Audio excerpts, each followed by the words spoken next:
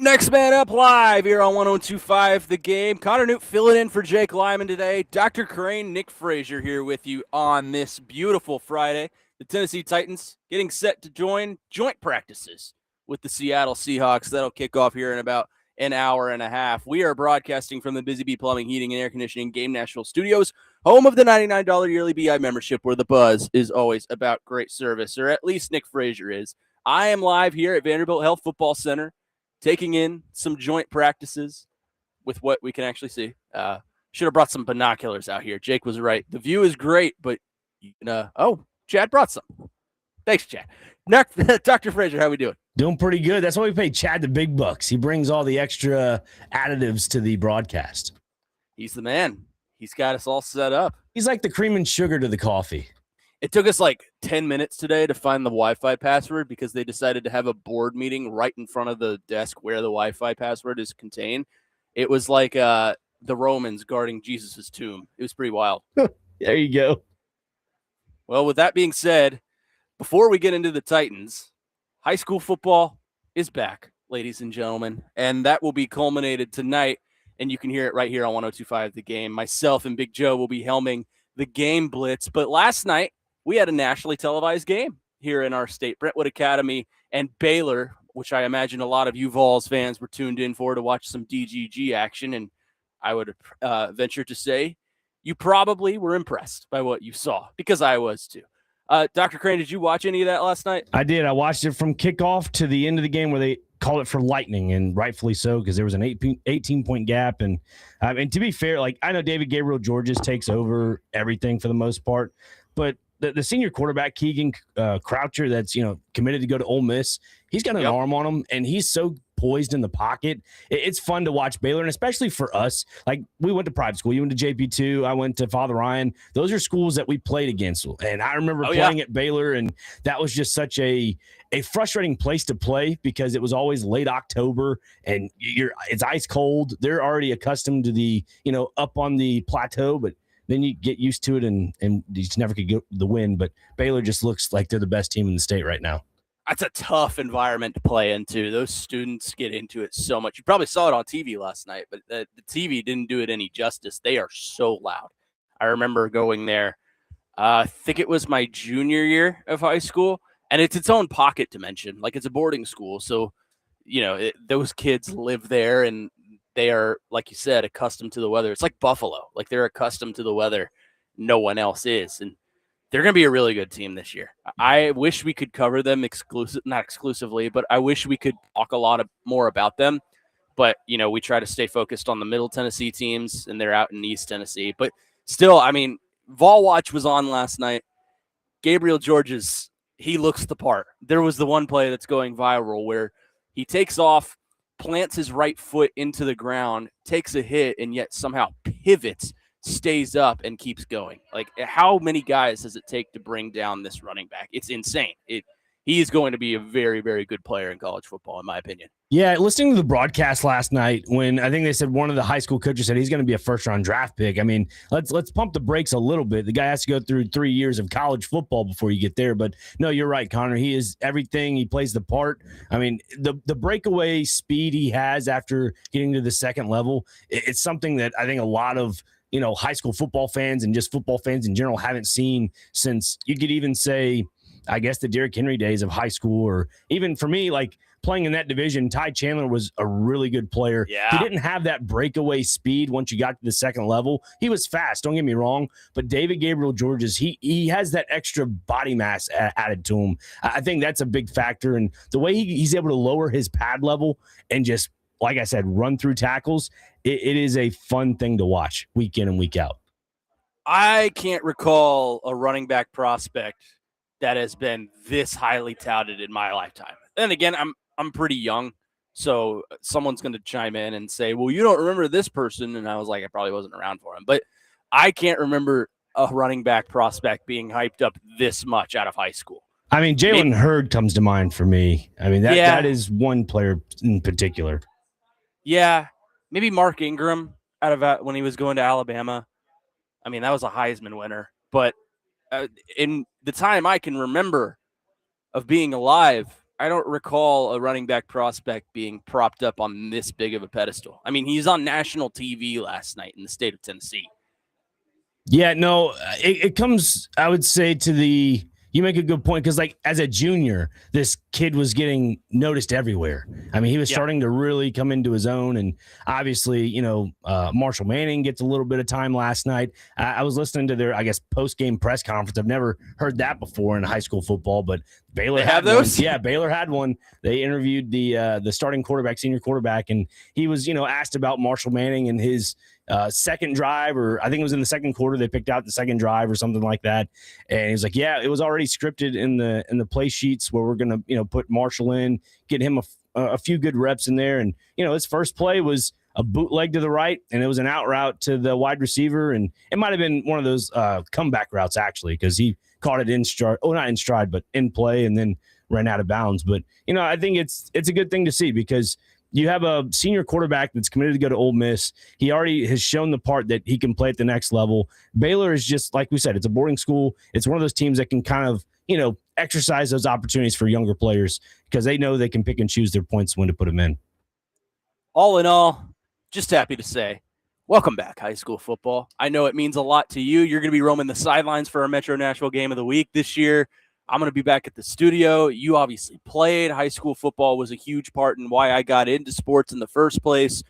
Welcome back, high school football. We missed you. Amen. Amen. I'm just ready to smell the burgers and the fries and even the hot dog. Oh, yeah. That's one thing I'm looking forward to this year for the Metro Nashville Public Schools Game of the Week, and that's the catfish. I mean, these places know how to cook catfish, and to have the right sides to go with it. I think Pearl Cone's the one that had the collard greens, the catfish, and I think had hush puppies as well. I mean, right now they're top of the list, and right behind it goes Stratford, and then I think East High School. So we're really working on that. Well, we are out at Pearl Cone tonight, our Metro Nashville Game of the Week, coming off with a bang in Week 1. NBA visiting Pearl Cone. That is a premier matchup in Middle Tennessee to kick things off for your high school football season. Are you going to be out there tonight, Dr. Crane? I will be out there. And that game in particular, Pearl Cone NBA, if you go back in history, especially like the mid-2010s, the 2015s, that was always a premium game in Week 1, because Pearl Cone, they're not shy of scoring points. They'll put up 70 points if they can. And then NBA is always, they're always fundamentally sound, and that they know how to manipulate the ball and the play clock. And so I think that's the beauty about high school football, is that even if you have a private school going up against a public school, I mean, even back the day before we were even alive, that there was no divisions of private school, public school. They all played each other. So it's basically a taste of history in Week 1 coming up tonight. That'll kick off pregame coverage tonight at 6:30. I believe Greg Pogue and Coach Spears are on the call. And afterwards, don't go anywhere, because myself and Big Joe will have full high school football coverage with the Southeast Financial Credit Union Game Blitz. We're going 9 or whenever the game ends, probably around 9:30, all the way to midnight. It's going to be a fun time. You won't want to miss that. Speaking of things you won't want to miss, lots of headlines to look forward to today as the Seattle Seahawks are on their way to Vanderbilt Health Football Center. They're probably in Nashville right now as we speak. I mean, practice kicks off in about an hour. But they are on their way. We're going to find out a lot about the Titans today, specifically on offense. And we'll touch on both sides of the ball this hour. But Dr. Crane, your general takeaways and things you're looking forward to as we get this joint practice underway today. Secondary improvement, just from the defensive backs. I think Alontae Taylor has proved that he's worth the money they paid him. I'm just really concerned about Cordell Flott. I want to see more out of him. Obviously, he did not have a great preseason Week 1 against the 49ers. It has to change. I mean, you're going up against a Super Bowl winning team. Obviously, you're going up against, Jackson Smith and Jigba and others, Cooper Kupp in some cases. So if you're Cordell Flott, you have to prove to not only the coaching staff, but to the fan base that they made the right decision in bringing you in. Yeah, I think my general takeaway is this is going to be a bigger challenge than it was last week for Tennessee. Obviously, San Francisco is a good team. They're a good NFC contender, but they had a lot of injuries. And overall, even if they didn't have a lot of injuries, Seattle's the defending Super Bowl champions. They've got a deep roster, especially on defense. So I think for me, it's a matter of how can you compose yourself? How can you get to a level where you can compete with the best. And I think we're going to find out a lot about that today, specifically from Cam Ward, specifically from, like you said, the secondary. I think receivers have a say in some of that as well. We're going to find out a lot today about where the Titans are and how they've progressed throughout training camp. Yeah, and another, I'd say, position group that is to watch for. Obviously, Fernando Carmona has been in the, I guess, limelight for the Titans in the recent days of this past week, and that's just being, one of those young rookies that's continuing to improve. Going up against guys like Leonard Williams and XYZ on that defensive front, you're going to really get a good test of what Fernando Carmona is about. I think, when you go up against players like that, and, I feel like Jeffrey Simmons is slowly sculpting the interior line for the Tennessee Titans when they go up against each other in practice. I think he's slowly sculpting them and maturing them because he is one of the best defensive tackles in all the league. 615-737-1025 is the phone number if you want to get involved in the conversation. Our phone and text lines always driven by our friends at WilsonCountyHyundai.com. A fun show planned for you today. Going to talk a lot of Titans. We'll get into some college football in the second hour. But coming up next, we'll focus on the offensive side of the ball for the Titans as they get set for this joint practice. Offensively, who needs to shine today? And I heard Robbie and Joe play it yesterday. We'll play it again. This morning. We'll play it again. Dan Orlovsky yesterday on NFL Live had some comments about Cam Ward and how he can improve heading into this week. We'll hear what he has to say. The obvious answer, how can Cam Ward shine? The offensive line, wide receivers, the offense as a whole. How can they shine against a Super Bowl winning defense from Seattle? We'll get to that coming up next, right here on Next Man Up. Connor Nute, Nick Frazier here with you on 102.5 The Game.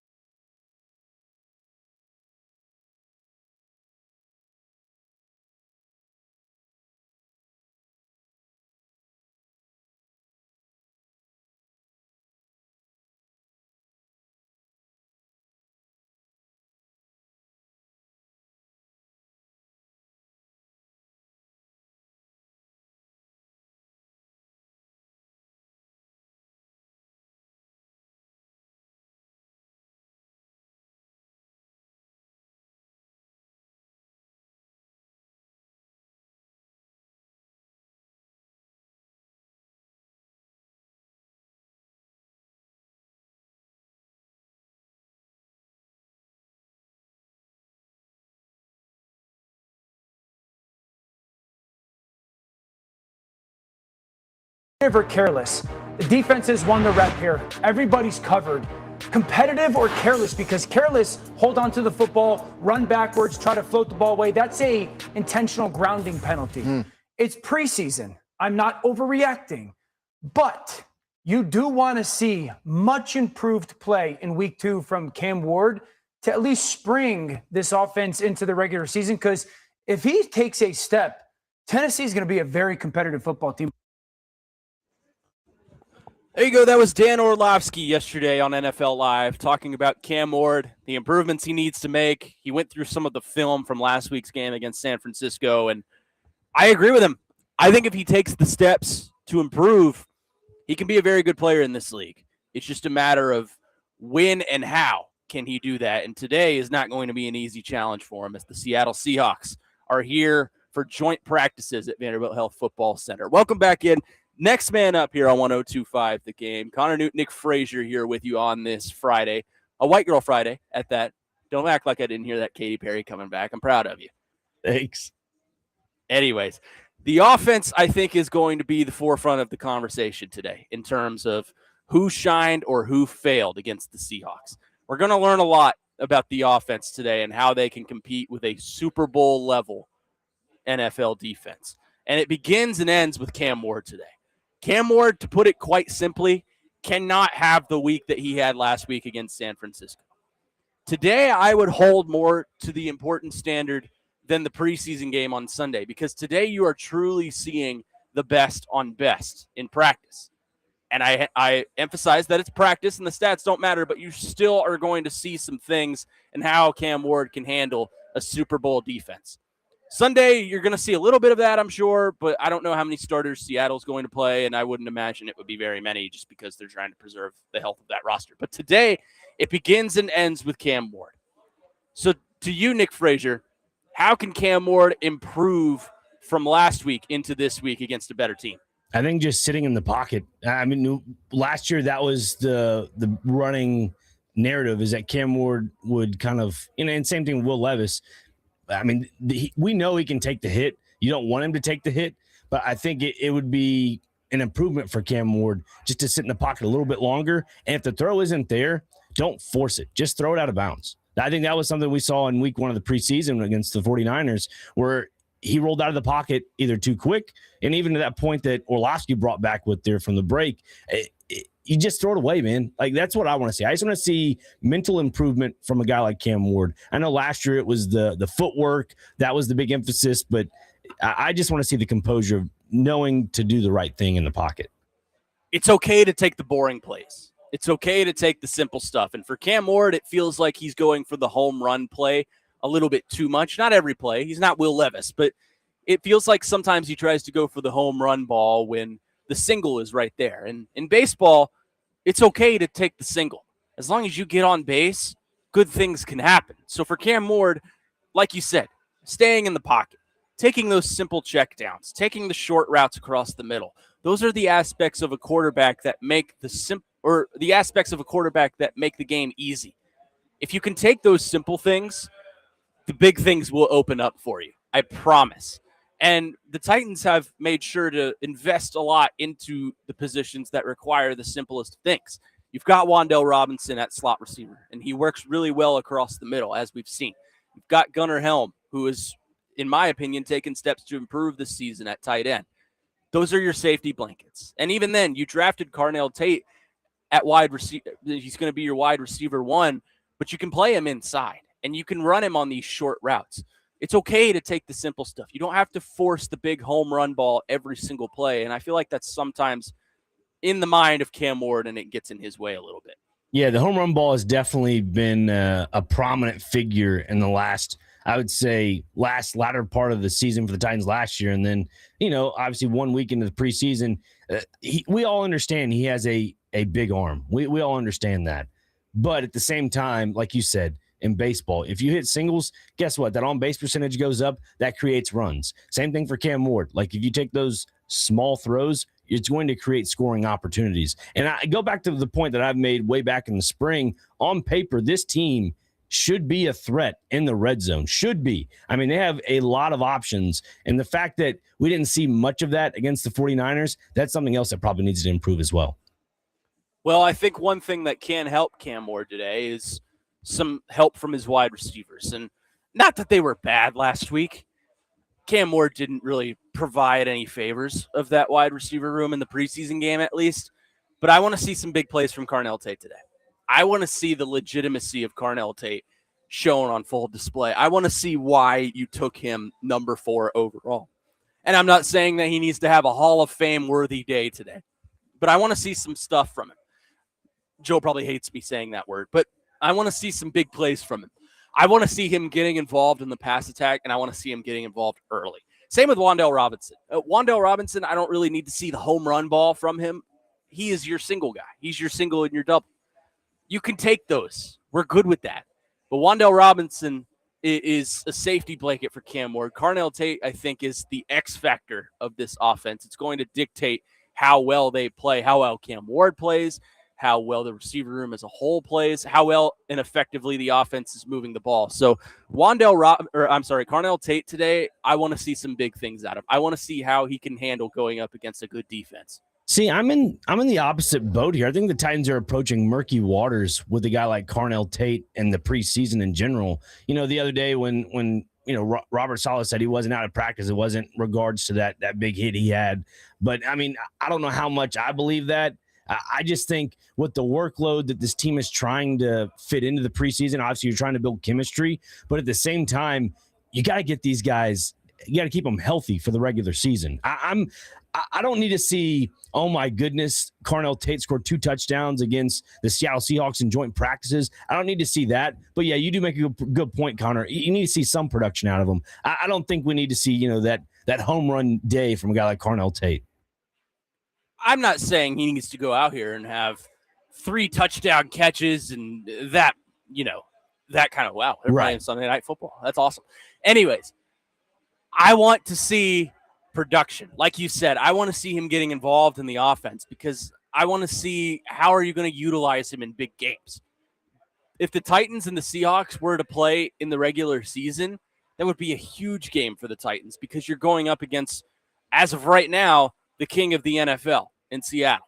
So I want to see how you can show your cards and use the receiver that you drafted and put some good use to it. It's exciting. But the receivers in general, I think they need to be kudos with Cam Ward today. And that's stating the obvious because a wide receiver and a quarterback always need to be singing Kumbaya together. But they need to be on click. We need to see some major chemistry from Cam Ward and his receivers today because I think if we do, we'll start to look at Cam Ward and say, yeah, he had a bad week last week, but he put things together and he had a good day at practice today against one of the NFL's best.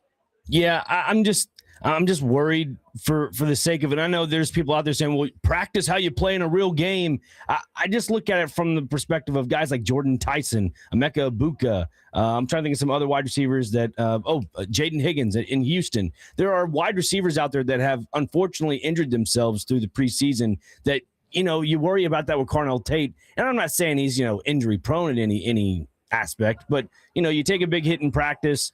That could linger a little bit. I think that's why he didn't practice the other day. That's just me. That's my opinion. But I just would rather see him fully healthy for week 1 because to be fair, Connor, and I think we're both on the same page for this, the week 1 game against the New York Jets is a must-win game for the Tennessee Titans because it is completely different. So if you end up, winning game 1 of the season, that changes the momentum. It changes the chemistry with the team. You're riding high on the hog, and you're going into week 2 saying we might actually beat Philadelphia if Philadelphia is already overlooking the Titans, looking at week 3 to Chicago. So I think they have a really good opportunity here to capitalize on what they can do. I think it's just more of keeping guys healthy for that week 1 game. I'm not as concerned about the injury of Carnell Tate as I think you are. And I don't think you're over the moon. Oh, my God, he has to sit immediately.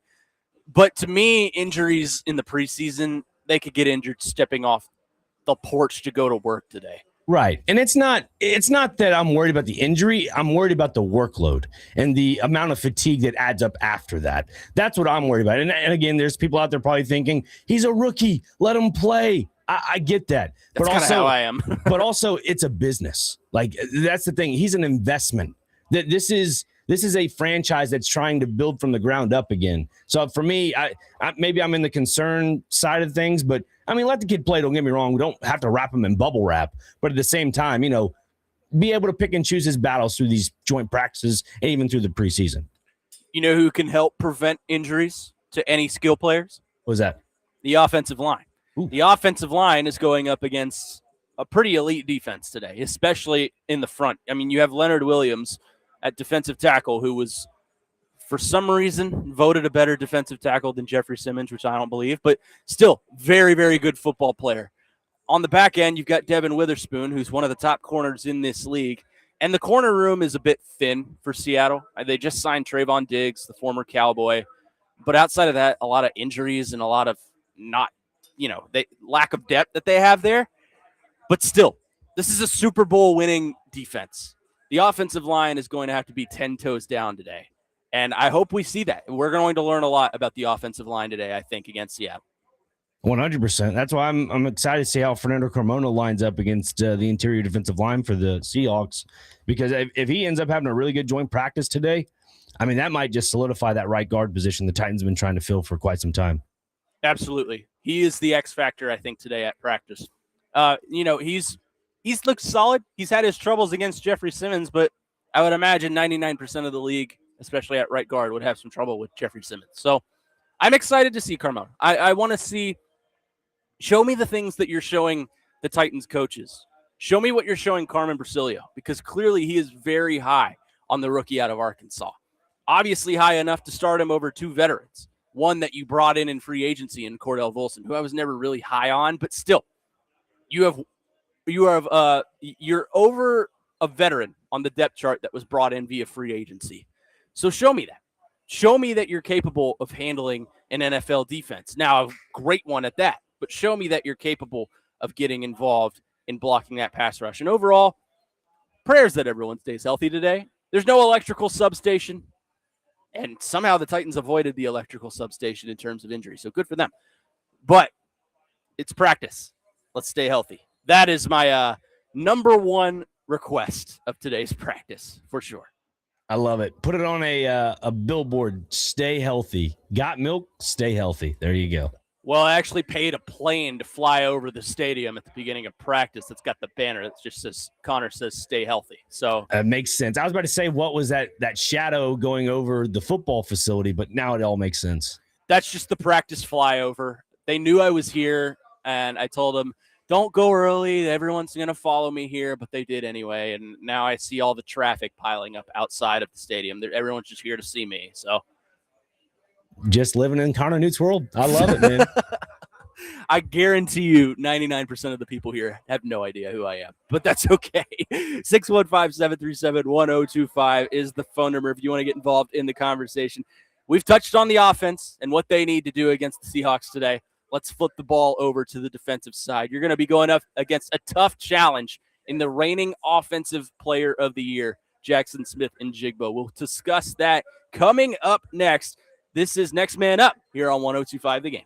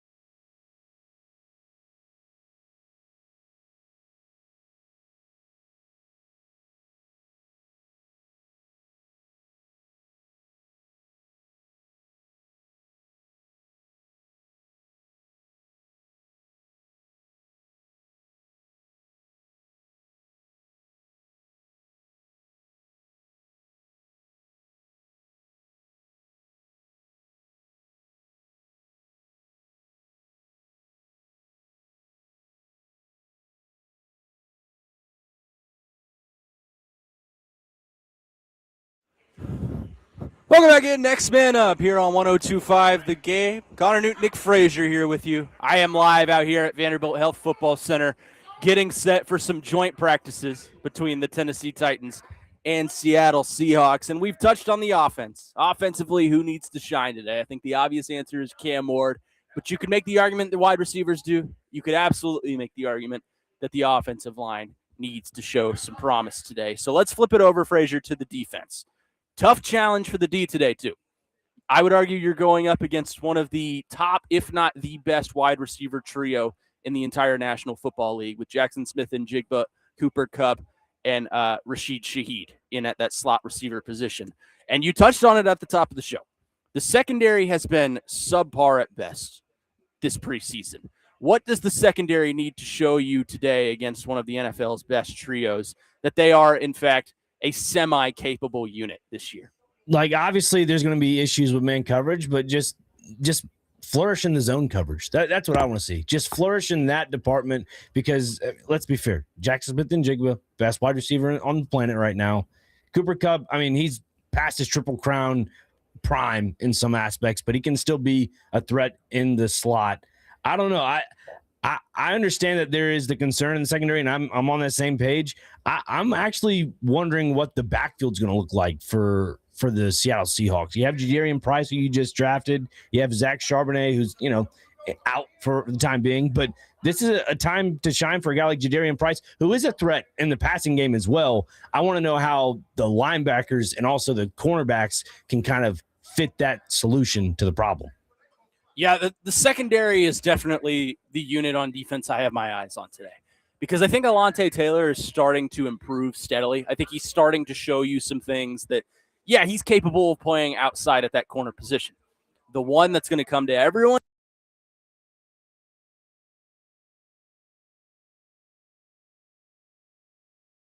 you and I talked a little bit about Cordell Flott a couple days ago on my show, The Six. He has to show a lot. He's 24, he's got a ceiling, and he's got room to grow.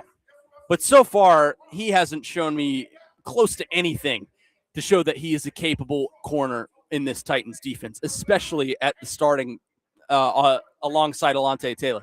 Marcus Harris has to get involved too, but I think it's Cordell Flott is the one you're going to have your eyes on. And like I said, you're going to have your hands full today going up against JSN, Cooper Kupp, Rashid Shaheed. They've got some depth underneath that as well. Let's not forget, this is a Super Bowl winning offense. Sam Darnold is a damn good quarterback in this league as well. He's not the elite of the elite, but he is a very good game manager in a positive light. So secondary is going to have its hands full. And that includes Amani Hooker and Kevin Winston as well. You want to see some moves made from the safety position. Amani Hooker has had a step too slow for me this preseason. He doesn't look like the same player, and I realize that comes with age. But the thing about Amani Hooker is he was never truly that elite in pass coverage. He was very opportunistic. When he was lined up next to Kevin Byard years ago when the Titans had that secondary unit, Byard was elite in pass coverage and opportunistic. He knew when to make the move on the ball, and he came up with a lot of picks in that aspect. Amani Hooker just hasn't had that talent. And for me, I need to see some improvement from Amani Hooker today, especially going up against an offense like Seattle's. Yeah, like I mentioned earlier, you don't have to be great in man coverage, but zone coverage for sure. And that's, I think you mentioned he's one step slower. Being 28 years old as that safety position for Amani Hooker, you're right. I mean, the Batman to the Robin in Kevin Byard's case, I do think because of the age factor, I think he still needs to be the Robin to the Batman and let Kevin Winston take over that role because he is the younger player and he has more juice under him. I think that's the big thing we all try to adjust to. And like you mentioned Amani Hooker there, I'm curious to know, because you've been at practice week in and week out, what sticks out to you about Hooker's game that needs to improve besides the, quickness on the field? It's the coverage. And I think that sticks out for all the secondary, but you're kind of just sitting back and let the wide receiver get whatever he wants. I mean, I understand you want to hold back on contact in practice and make sure no one's going to get hurt, which is something Kevin Winston needs to work on. But Amani Hooker, to me, he just isn't the same in pass coverage that he has been in years past. He's not as opportunistic as he used to be. And I never thought when the Titans traded Kevin Byard to the Eagles, I believe, what was it, 22 when they did that? 23? Yeah, it was the back end of Vrabel's tenure. So, yes. Right. They basically handed the reins over to Amani Hooker to be the free safety. And I never thought he was a free safety. I always thought he was more on the strong side, but you're still running him at that free safety position, and Kevin Winston is your strong safety. I feel like you're right. I think you need to flip them because I think Kevin Winston needs to show that he's capable of taking this defense and this secondary by the reins, and he has got all the tools to do just that. He's physical. He's great in pass coverage. He's very opportunistic. Some of the things that make a safety elite in this league. He's got all the opportunities, but we need to see growth. And Amani Hooker, I feel like he's on the back end of his career. Not that he's going to retire anytime soon, but in every player arc, a player reaches his peak, and then he starts to decline.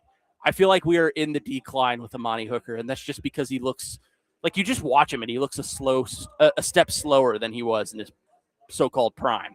Or you could look at it a different way of, maybe Amani Hooker just needs that surrounding cast around him. I mean, kind of like a quarterback on offense. You need a really good offensive line to be a productive player. Maybe for Amani Hooker's sake, maybe just needs a little bit better help in the secondary minus his own, lack of production to some degree. I think that might be something else just to keep him around a little bit longer because, again, he's 28. I mean, yes, he's on the, 2 years away from 30, but at the same time, I wouldn't value him as, as one of those players that's just a role player. You know what I mean? I'm not saying you are. I'm just saying in general, that's kind of how the NFL perceives a lot of these secondary players that are in their latter 20s.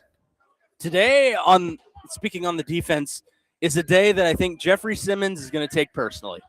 Because like I told you, some lists have Leonard Williams ranked as the best defensive tackle in the NFL. And I think Jeff is out to prove something this year. Jeff in practice has been all over the quarterback these last couple of days. The offensive line can't do anything to stop him, it feels like. I feel like today Jeff is on a mission, and I'm excited to see that. The guys that I've been most impressed with in training camp so far defensively, Jeffrey Simmons, Femi Oladejo. Those are two guys that I think are going to be out there today, and I am excited to see the kind of moves that they're capable of making on the Seattle offense. Yeah, Femi Oladejo has kind of slowly been on the rise, improving day in and day out. I've heard good things and read good things online that, maybe there's some promising hope that he is a contributor on this defense. And that was something Robert Saleh mentioned at the beginning of training camp and at the beginning in spring practices. They're just hoping to make him a contributor to the defense. And right now he's kind of fulfilling that opportunity. Yeah, Femi Oladejo, I think, has shown a lot for me this offseason. He was a guy that very well. I went in questioning his role with the amount of edge rusher depth that you have and the season that he had last year battling a lot of injuries. I mean, he played in 7 games last year and didn't really do anything in those games. He has taken his game this preseason, I think, and elevated it. He's getting involved in stopping the run. He's getting pressures on the quarterback, even in some cases getting to the quarterback for the sack. So I want to see that from him today. It's a good Seattle offensive line. But I want to see him make some plays. I want to see the defensive line in general make plays. Jeffrey Simmons, Femi Oladejo, Jermaine Johnson, John Franklin Myers. I don't know if Keldrick Folk's going to be out here today. He went down with an injury the other day, a shoulder injury. But Jalen Harrell's out. But still, you're going to see a little bit of depth on the defensive line for the Titans today.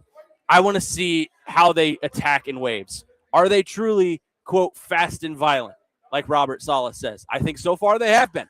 I want to see it against the Super Bowl offense.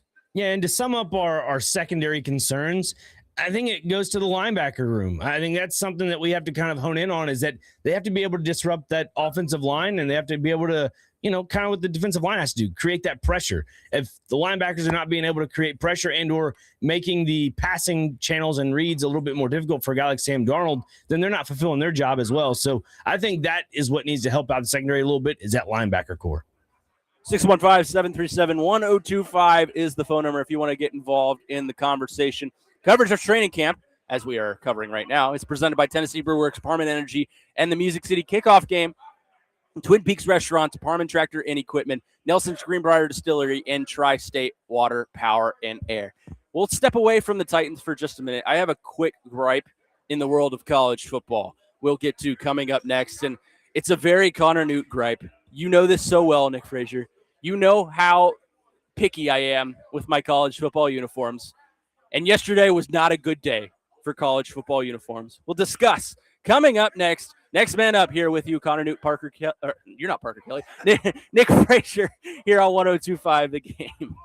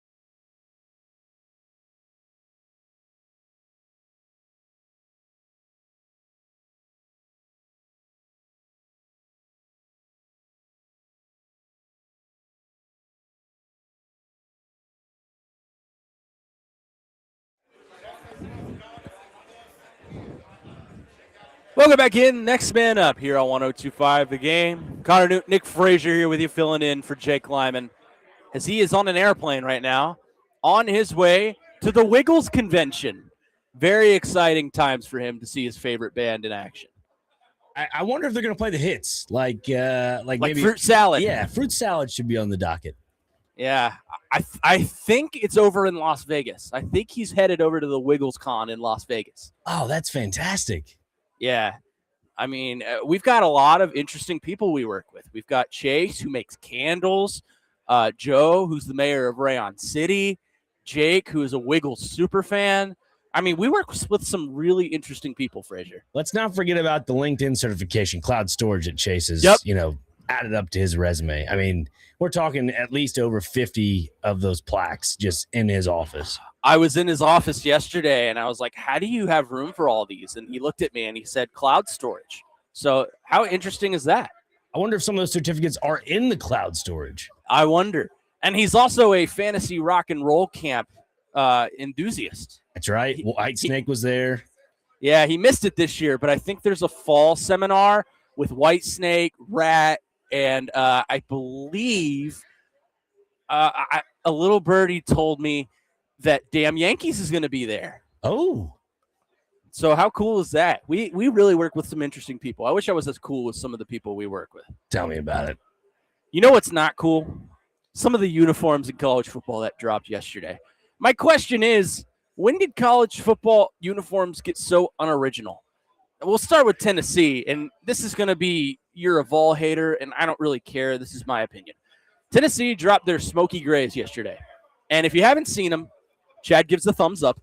But if you haven't seen them, they're, the traditional smoky gray color that they wear with the blueprint of Neyland Stadium on the shoulders, white pants, and a striped hand-painted helmet. And I just don't like them. I don't like the look. It's not that I don't like, the look as a whole, but I just wish they'd move away from smoky gray because, look, I love the orange. I love the white. I love the dark mode. I just wish the dark mode would be the only alternate they have. I don't feel like they need a smoky gray. And a lot of people like it, and to each their own. It's just not for me. This isn't Kitty Cat Connie bias talking, but it's just not something I can get into. I like what they did with the shoulders where it has like the silhouette of the building of Neyland Stadium. I think that's pretty cool. But yeah, they already have that dark mode jersey. It's just like I think you just mentioned the smoky grays. It reminds me a little bit of that, but I don't know. With their new contract, their jersey contract with, I believe it's Adidas. Adidas. They have creative control over anything. So for Vols fans, they're just, and again, that's a fan base that will buy anything that's inside the bookstore and or anywhere on the side of the street. So if it's orange, they're probably going to wear it. If it's, a smoky gray or a dark mode, but it has the accent of orange, yeah, they're probably going to wear it. And like my cousin's fiance, Ben, he is a big, big Tennessee fan. Anything that has orange on it, that guy's wearing it. Shout out, Ben. You needed better taste in colors, but shout out, Ben. Good guy. I knew this was coming. 0042 says, you're a hater. It's a jersey for one game. I know I am, but I just don't like it. It doesn't look good to me. But you're not the only ones. 4312, our resident Louisville fan, we actually agree. I don't like it, but it could be a lot worse. I agree with that. It's not the worst jersey in the world I've ever seen. That jersey belongs to Texas Tech, who released yesterday. I believe they collabed with Patrick Mahomes, who's apparently their jersey supplier now. They are black, and they have, like, literal it looks like a flag football jersey. They've got these, like, vapor stripes on the side and a black helmet that literally says Mahomes on it. It is the dumbest thing I've ever seen. It looks like a flag Pop Warner jersey. It's so terrible. And, it's not even – it doesn't look like Texas Tech to me. And I just am wondering, like, when did all college football teams become corporate sellouts? Tennessee's not a corporate sellout. They're buying into their history. Great for them. Texas Tech is corporate selling themselves out to an alumni. And I get it. He's going to give you a lot of money. He's probably the best player to ever come from your university. But when did we get to a point where college football uniforms were so unoriginal? I mean, you just said it there. I mean, you have all this money in the world that's being given to these universities. They're just spending the money however they can. They have that allotted amount of money. They're just trying to spend it so they don't have to give some of it back if that is the case. So for a guy like Patrick Mahomes, who is a Texas Tech alum, yeah, those jerseys are not great, by the way. I'm with you, Connor. They're pretty bad. Horrible. They're pretty bad. It reminds me of like a knockoff version of what Nebraska tried to do for their all black uniforms. Like, you're not Nebraska, you're Texas Tech, and which also looked terrible to me. But. Yeah. Nebraska is known for their, white shell helmet with that red in on the side. So just original, nostalgic. Yeah, I'm not a fan of this. But again, to the point of the money, they have to spend it or else they don't know what to do with themselves. 9777 says, I'm a huge Tennessee fan, and I hate the helmet and white pants. See, I'm not – I know I'm – this is more a me thing than anyone else is. I don't hate the smoky gray look. I think it was 2 years ago. They had like the Spirit of Tennessee or whatever, and it had the state flag patch on the shoulders, gray pants, gray top. I thought it looked awesome. I think they wore those here, actually, if I'm not mistaken, in game one at Nissan Stadium. I can't remember who they played, but those looked awesome. 3797 says it's to honor General Neyland, who designed the stadium in 1921. Get over it. I know. Okay. It's I'm not a Tennessee fan, and this isn't me coming after you. I just don't like the look. But I understand the history, and I understand the thing, and I salute you for that. 0042 says, you're learning about late-stage capitalism, son. Yes, we are. Capitalism at its finest, especially in sports. Apparently this sells no matter how bad your uniform looks. Here's the issue I have with the Tennessee Vols new uniform, the Neyland uniform, is it's white pants. That's my big issue. If you want to do white pants, make sure it's like a lighter gray or a different shade of orange, because I think the helmet's really cool. It's a matte gray helmet with the traditional Tennessee T on the side. But if you look at the neckline of the uniform, it has the original UT logo. Which is awesome. That's fantastic. The General Neyland patch on the left shoulder above the Adidas old school 3 little leaf logo, I think is great. My only issue I have right now is the pants. Like, why are we white pants in it? That's not good. I feel like it would look a lot better with gray pants. You know what it looks like to me, Connor? It looks like, and again, this is not the case, but it looks like Tennessee ran out of money for the pants. Yeah, it kind of does. It looks like it looks like an off-white white. Like, it's not the purest of whites. It's probably the brightest cream white you'll ever see, if that is the shade of white they're going for. I could see the conversation in the equipment room. Hey, did the shipments of the dark gray pants come in or the orange pants come in? What are you talking about? No, like on the pamphlet, on the order sheet, it has here gray pants. No, they never came in. All right, let's get a reimbursement. We don't have enough for the team. Let's put the white pants together. 4312 says, I'm honestly, in general, a lot of new jerseys across all sports just suck. I'm looking at you, MLB City Connects. I agree with that. Most of the City Connects are horrible. Some of them are good. Like, a lot of people don't like the Cardinals. I like them probably because that's my team. But I think the Cardinals wearing red with white bottoms looks good to me. And some of them look good. But the majority of them, like the Mets comes to mind, the Mets City Connects are horrible. I mean, if we wanted to be the New York Yankees, might as well just put the Yankees logo on the front of it. I mean, it's just gray. Yeah. It's gray, purple, orange, blue. It's all over the place. It reminds me of Halloween. Ultimately, I think 5644 puts it perfectly. My blood bleeds orange. I don't give a damn what they wear. Just win. And ultimately, if they go out and win in those uniforms, good for them. This isn't me saying I hate everything, although many of you probably perceived it as that. These just don't hit. Not for me. And I'm not a Tennessee fan. So maybe if you are a Tennessee fan and you understand the history like I don't and stuff like that, then it absolutely hits for you. But it just doesn't do it for me. 977 says, I don't like the old school helmet look with the extra stripe. It looks stupid. So it looks like on the text line we're pretty split between actual Tennessee fans. Some like it. Some hate it. I'm not a Tennessee fan. I don't like it. It's not the worst look in the world, but I don't like it. The worst look in the world belongs to Texas Tech, who quite literally sold a jersey a fifth-grade Pop Warner team would wear. So congratulations to Texas Tech for continuing to have the single worst year in college football history. 615-737-1025 is the phone number. We'll switch gears coming up at the top of the hour. Of course, we have Dr. Crane, resident soccer savant, covers Nashville SC on his social media for the station. So we will discuss the boys in gold. Big win for them a couple of days ago. We'll get his thoughts. Coming up next, start hour number 2. Let me do some of these reads that I didn't do. Today, the Nashville Sounds take on Norfolk. First pitch at 5:35 p.m. Catch all the action on 94.9 The Fan, presented by Twin Peaks Family Leisure and Social Cantina.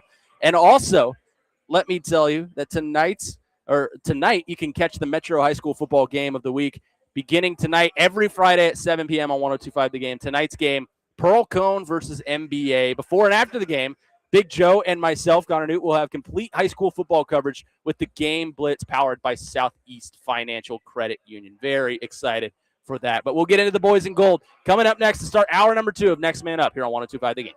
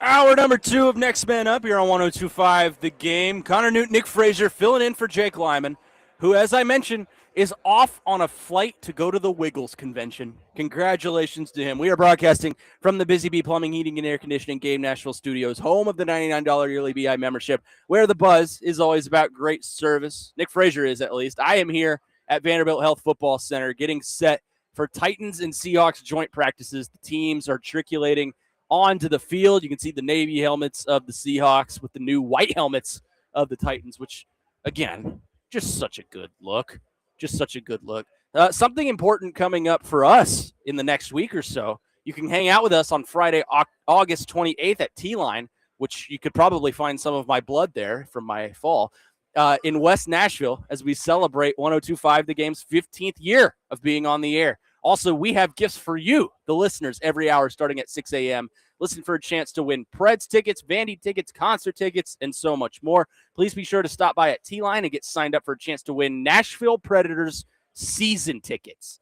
That's the big one, the Nashville Predators season tickets. For more information, visit thegamenashville.com/birthday. We are sponsored by so many, and we are thankful for every single one of them. That's Pickers Vodka, Made for Memories, Tennessee Men's Clinic, Parman Tractor and Equipment, the Wine Cellar in Hendersonville, Hiller Plumbing, Heating, Cooling, and Electrical, TJ Anderson Homes, Family Leisure, Houston Clinic Orthopedics, Bob's Steak and Chop House, Franklin Motors, Your Ride is Here, as Chase McCabe says, the International Brotherhood of Electrical Workers, Local 429, Red Spirits and Wine, Adventure Science Center, Job News Nashville, Deer Run Camps and Retreat, and the Sexual Assault Center. So much sponsors. We are thankful for every single one of them.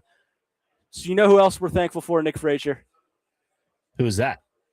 First off, you. Thanks for being here. Oh, thanks. You too. We are thankful that we have a team in Nashville that is capable of winning on a high level, and that would be the boys in gold. They just went on the road a couple of days ago in New York, took down the Red Bulls of New York 1-0, and remain atop the MLS standings. And I would be remiss if I didn't go to our resident soccer expert, Nick Frazier, for his analysis of the boys in gold in Nashville SC. Well, thank you, Connor. Yeah, Nashville SC just clicking on all cylinders, getting players back from injury. It was made prominent earlier on this week that Patrick Yazbek would be available for the game Wednesday. Indeed, he did come in around the 69th, 70th minute, just because that nice. Seems to be the narrative with players coming back from injury. BJ wants to get them, BJ Callahan, that is, the head coach, wants to get the players 20 minutes, maybe 30 minutes under their belt, give or take this situation in the game. But I thought Yazbek did a really good job coming back from injury, and he dealt with that lower body injury, and it was nagging for him because that began during the CONCACAF Champions Cup run, which was earlier on this season. That was in one of their many tournaments they were involved in. But that's kind of what started the domino effect for them injury-wise, because Eddie Taxeth got hurt.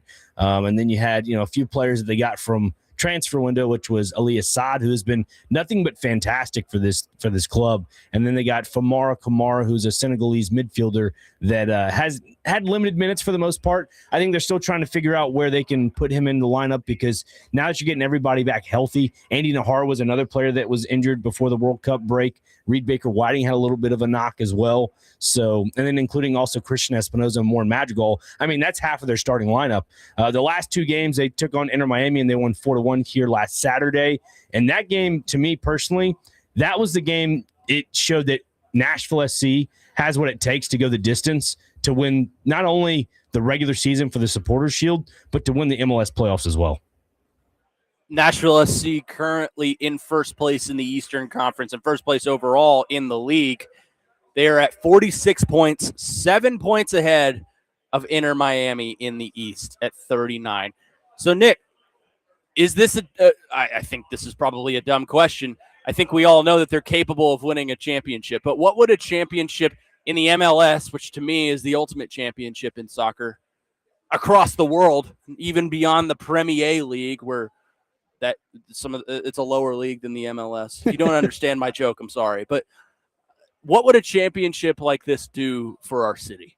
I think it would catapult the soccer culture in not only the city, but the state of Tennessee.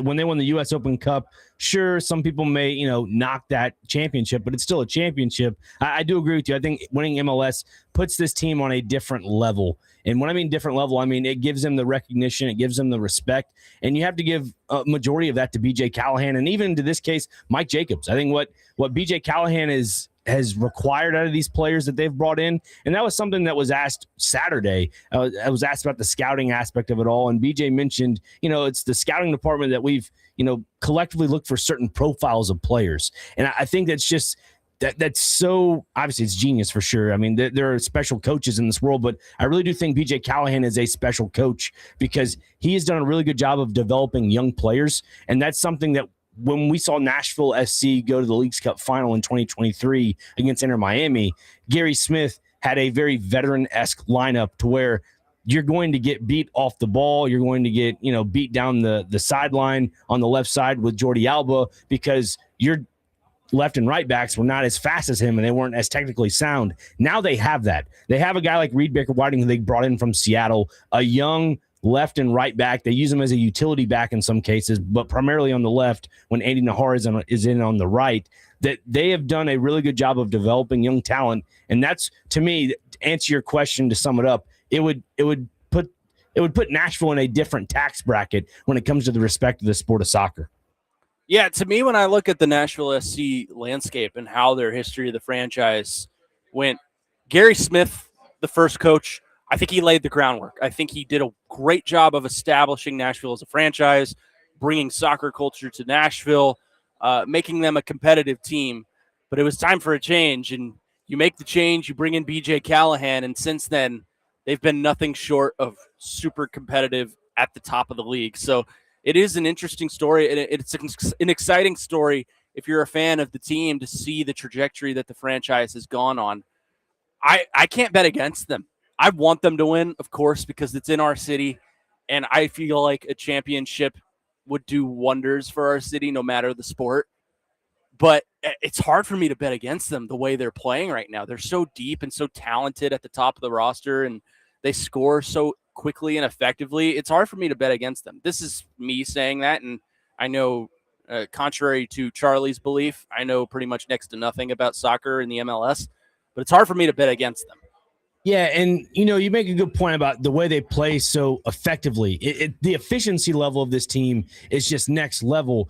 And another thing to add on to this, if Nashville were to win the MLS, league itself, and they were to win the Supporters Shield as well, I think that puts not a target on their back, but it now highlights the quality of play they have here with the club, and one player in particular, and that's Brian Schwacke. The guy has had 14 clean sheets across all comps, and for the fact that, U.S. men's national team struggled at the World Cup this year with goalkeeping. You had, Matt Freese. You had the other Matt that was in goal. I mean, there was a troublesome time with that position. Nonetheless, I think the center back, play was a little bit off, and he had Serginho Dest on the right, who didn't play much defense from time to time. But if you have a goalkeeper like Brian Schwacke who can continue to develop and can continue to grow as a player, then that only brings more eyeballs to Nashville SC on a playing level and also on a financial level. Because if a player is doing really, really good, guess what? You're going to have a team overseas that's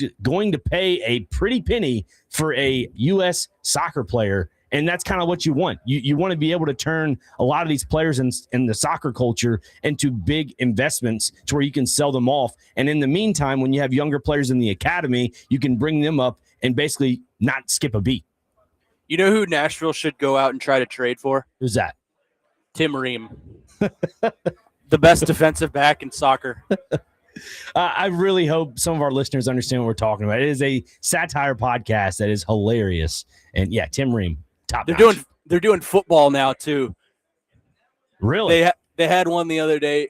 Can young gun Aaron Rodgers lead the Steelers to their first Super Bowl? Oh my goodness. I have to go back and watch that. That's hilarious. It's so funny. Anyway, 615-737-1025 is the phone number. If you want to get involved in the conversation, be a part of our conversation. The game text line is driven by WilsonCountyHyundai.com. If you want to get involved, we'll flip it back over to college football because interesting developments coming out the last couple of days in terms of eligibility. A Supreme Court, or not a Supreme Court judge, but a judge in the state of Louisiana has given temporary restraining orders to 16 class of 2022 athletes, many of which are trying out for NFL teams. They have the option now to return to the transfer portal and come back to college. And I'm curious of Nick's thoughts on this. How catastrophic is this for college sports? We'll discuss that coming up next here on Next Man Up here on 102.5 The Game.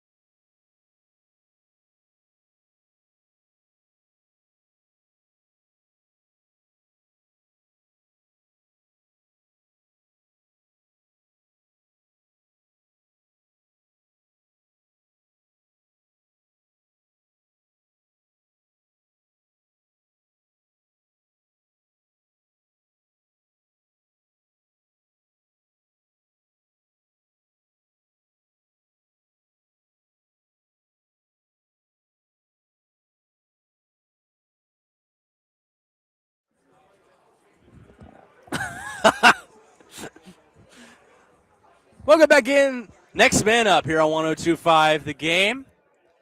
Connor Nute, Nick Frazier here with you. And full disclosure, we were fully prepared to come on to this next segment and talk about how bad it is that class of 2022 athletes are leaving NFL tryouts to try and come back to college. We don't have to do that anymore because breaking news, a court has ruled that no class of 2022 athlete can return to college. A win for college football. Common sense prevails once again. Nick Frazier, your immediate reaction to this breaking news?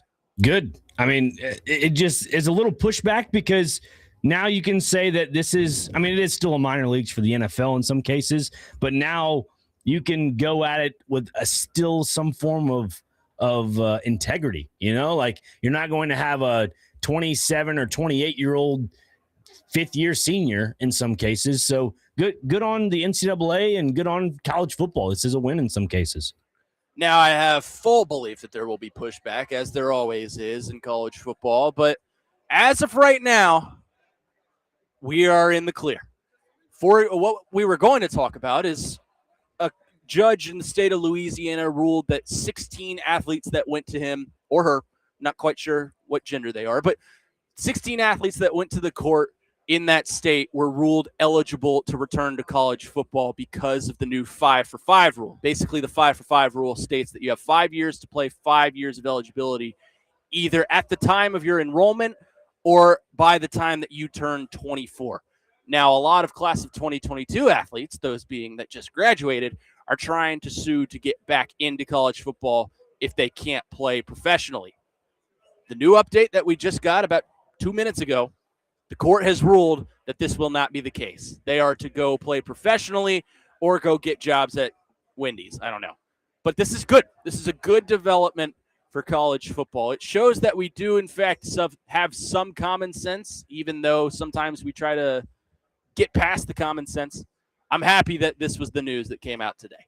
Yeah, because now you're able to just continue with the recruitment process. I think that's kind of the big issue I have is there would be a logjam of recruitment because then, if you allow this to happen, I would say the teams that benefit from this are the, group of 5 or the group of 4 schools group of 6, my bad. Group of 6 schools along with it changes every year. I know, right? It's a G4, G5, G6, whatever. No, but yeah, it definitely benefits those schools, but it also benefits the D2 and D3 schools. Like, we go back and look at Ferris State with, Trinidad Chambliss. Like there's obviously going to be those type of developments and stories, but if this would have been passed, that's what would have happened. But because it doesn't, now you can continue the recruiting process. You can continue financially as a program where to invest your money. Because if you have a guy that's trying to fight for a 5th year and he also wants his part of the bag, you're like, well, do we give him $1 million, $2 million?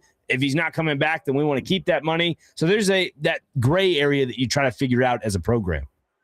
A little bit more context as provided by Jeff Goodman, college basketball reporter. He says the 10th Circuit has granted the NCAA's stay request in nationwide Colorado case. Class of 2022 athletes seeking another year of eligibility no longer have sweeping federal protection. And that doesn't just apply to college football. It applies to college basketball and college sports in general. One of the big things that we're seeing in college basketball going on right now is the same thing. Guys that graduated this past year seeking another year of eligibility. And we already have our issues with that, as we had the Charles Bediako situation last year, a former NBA player trying to come back. But it shows that the NCAA is trying to fight a battle and is getting finally a little bit of government protection and government backing. Because I think we can all agree that no one wants to see NFL guys that can't cut it in the big leagues come back to college and dominate. It's a horrible situation, and it's horrible for the product of college football or college basketball. So I think it's nice to see that we are finally getting a little bit of political protection here. And let's all, be frank with this as well, because there's still going to be some legal battles to this, right? I mean, there's no end as well. Like, because of this, yes, they did find some form of a ruling, but there's always going to be a pushback in some way, shape, form, or fashion. Oh, someone's going to go to the court and going to get a temporary injunction, because that's all you got to do. All you got to do is get a temporary injunction and set your hearing for after the season, and then it doesn't matter. It's what Brennan Sorsby tried to do, and his situation was a little bit different, but he got the temporary injunction, and it was set for February when the season was over, so it didn't matter. Someone's going to try and do it, I promise you. But as of right now, we got to live in the present, and the present says that class of 2022 athletes who have just graduated and exhausted all of their eligibility cannot return to college sports. Beautiful. I mean, now I as a fan, I can now, like, yeah, you're going to miss a few players here and there that want to return. Like, if you're a Vandy fan, you'd obviously, if Pavia would have somehow got another year, you'd really want that. But at the same time, like, it's time to turn the page. And some of these players, I get there is so much financial compensation to be grabbed at the college level. I understand. Like, look at Jaden Daniels, for example. Like, he put a cease and desist to LSU for them, obviously not to use the number 5, but also to, basically not use his name, image, and likeness, because if I don't understand that whole logic. I mean, it's very selfish of him, but also it goes into the bookstore. It goes into all those local facilities around the campus because they're still going to be selling those Jaden Daniels jerseys. So it comes back to the money. Unfortunately, it comes back to the money, but luckily it seems like college football maybe got to win here. It's a very financially driven thing now. Something you've always told me in my years here at 102.5 The Game. What is it always about? Money. It's always about money. College football is always about money. It is still a booming product. Ratings are as high as they have ever been. And I firmly believe that college football is the second biggest product sports-wise in the United States of America. We're sitting here watching the first biggest product in the NFL. But it's a booming industry. And players now, with the wild, wild west that we have going on in college football, are trying to capitalize on that. The NCAA is finally, for God's sake, winning battles in the courtrooms. And they did that today. Class of 2022 athletes can no longer play in college football, which is good. Common sense has finally prevailed. It does make me wish that we could just go back to the time where everyone was getting paid, but it was a secret. Like, let's go back to 20 years ago where everything was a lot more peaceful and there wasn't this wild, wild west and everyone feared the NCAA. I miss it. I miss those days. Yeah, to some degree. I don't know. I had this conversation last night, funny enough, about, high school players, how NIL is leaking into high school games and how players are getting paid to some degree. But I'm not with young players getting paid millions of dollars because they're so young they don't really know what to do with it. I mean, let's be fair, they all have to pay some form of a tax on that. But then you look at the other side of the coin and, like, if you're out there and you're playing, like, I'm all for capitalism. I'm all for making the money. But at the same time, if you're a young player like that, then the families get involved, and then you have the family members that are like the mom and dads taking advantage of the kids making the money, and the money doesn't go directly to the kid. There's a lot of just different situations outside just the game of football. That's why, again, it comes back to the money. Everything, money is the root of all evil in some cases, and it's just unfortunate. But no thanks. I try to stay away from that as much as possible. But as for college football, this is a win. Jeff on our text line says, guys, take it from someone quite a bit older than you. Everything is about money. Yeah, I'm learning that as I've become an adult now. Pretty much everything is money driven. But I now have access to what is called adult money, and I can spend it on whatever the hell I want. And that will be taken advantage of today as I'm sitting right next to the Titans team store. So great for me. Jeremy in Clarksville says, this is what will destroy college football. Paying them millions and allowing willy-nilly transferring already started that. Yes, they've dug a grave, but they're slowly getting themselves out of it. I think it was all time to initiate the NIL era. It was all in due time that we allow players to be paid because it's been happening long before the NIL era came about. But to his credit, the wild, wild west of you can go wherever you want, whenever you want, and there's no repercussions, that is something that greatly hurt college sports. So I'm glad to see it. We still got a lot of mess to clean up. But I'm glad to see we're finally getting some of our things in order if you're the NCAA. Yeah, and I hate to bring this up, but I'm just going to bring it up in just anyways because it is a part of the conversation. All this NIL and, extra years playing, it all started in 2020 when COVID happened because everybody was asking for an extra year of eligibility because they lost it. And then the courts were fighting that for the next 2 to 3 seasons. There were players that were freshmen that obviously said, hey, I didn't play my freshman year, even though I was a redshirt. I still want an extra year of, compensation. And then that is now trickled into what we have today, which is players getting paid X amount of money from NIL value. And you also have what the court is ruling today, the 5 for 5 and all that. That's where it all started, was in 2020, unfortunately. Yeah, I mean, it's unfortunate, but it was due time. 6727 says, I didn't get paid when I played college football. I I'm sorry. I don't know what I can say to make you feel better. I think isn't there like a committee or something trying to get compensation for those players that played way back in the day? I don't know. I'd have to go back and look at that. Dustin in Hopkinsville says, "Are you guys allowed to report practice today?" Yes, I believe so, because there are fans out here. And the Titans are on the field working on some stuff. Seahawks are on the far field working on some stuff, and special teams in the middle of the Titans. So, yeah, I think we can tell you pretty much what goes on out here. I'm not going to give you specific formations because I'll get in trouble for that, but I can tell you like the general stuff, like, hey, Cam Ward just threw a bomb to Carnell Tate. So it's all you, not me. I'm back in the studios for that one. Well, you have telepathic powers. You can see through me. So. Yes, this is true. I can sense the play and how it's developing. Yes, I forgot about that superpower I have. You know that movie, The Sixth Sense? Yeah. Your sixth sense is sensing football. I smell the pigskin through the microphone. You can just smell the sweat. Anyway, 615-737-1025 is the phone number if you want to get involved in the conversation. We'll keep it on college football coming up next. I saw the AP did a thing on this, and I don't want to read theirs verbatim, but I want to ask Nick Frazier, and I want to give you mine as well. Who are the most overrated and underrated teams in college football heading into this year? We'll discuss that coming up next. Next man up here on 102.5 The Game. More coming up next, right here.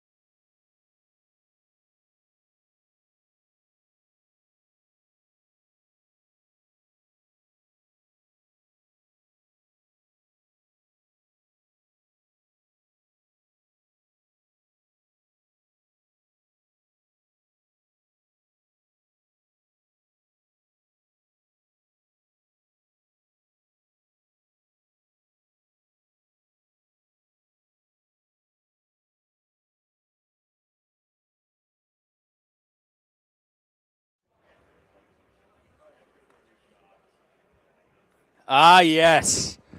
The SummerSlam theme of 2015, I think. 17. It's in that area. I remember it like it was yesterday. Welcome back in to Next Man Up. I keep trying to say the 6. I'm so used to it. But this is Next Man Up.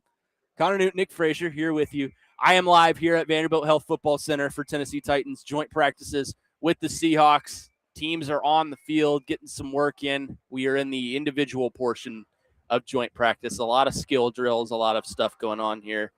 I believe they're about to start flex. So we will keep you updated on things that happen. Coverage of Titans training camp presented by Tennessee Brewworks, Parman Energy, and the Music City kickoff game. Twin Peaks Restaurants, Parman Tractor and Equipment, Nelson's Greenbrier Distillery, and Tri-State Water, Power, and Air. Without further ado, we continue the conversation on college football. And I think we kind of did this yesterday, or Jake and Parker did this yesterday, and they used the actual specific article that AP wrote on their most overrated and underrated teams heading into the season. I'm just kind of going off the windmill, or the mill here. Words are hard. Patent pending on that one. But to you, Dr. Crane, heading into the season, who is a team that is getting way too much hype for the product that you think they're about to put on the field? Repeat that real quick, Connor. Who is a team in college football that you think is going to get way more hype on heading into the season than they're actually going to put on the field? I think it's Michigan. Unfortunately, I think it's Michigan, with the new head coach and just the expectation of the Big Ten. They could be one of those sneaky teams. And I don't think they belong in the top 25. Another team that we've kind of already prefaced on with the bad jerseys, I would say Texas Tech as well. Yeah, I think those two definitely fit the category. The team I always wonder why they're ranked, and the same can be applied this year.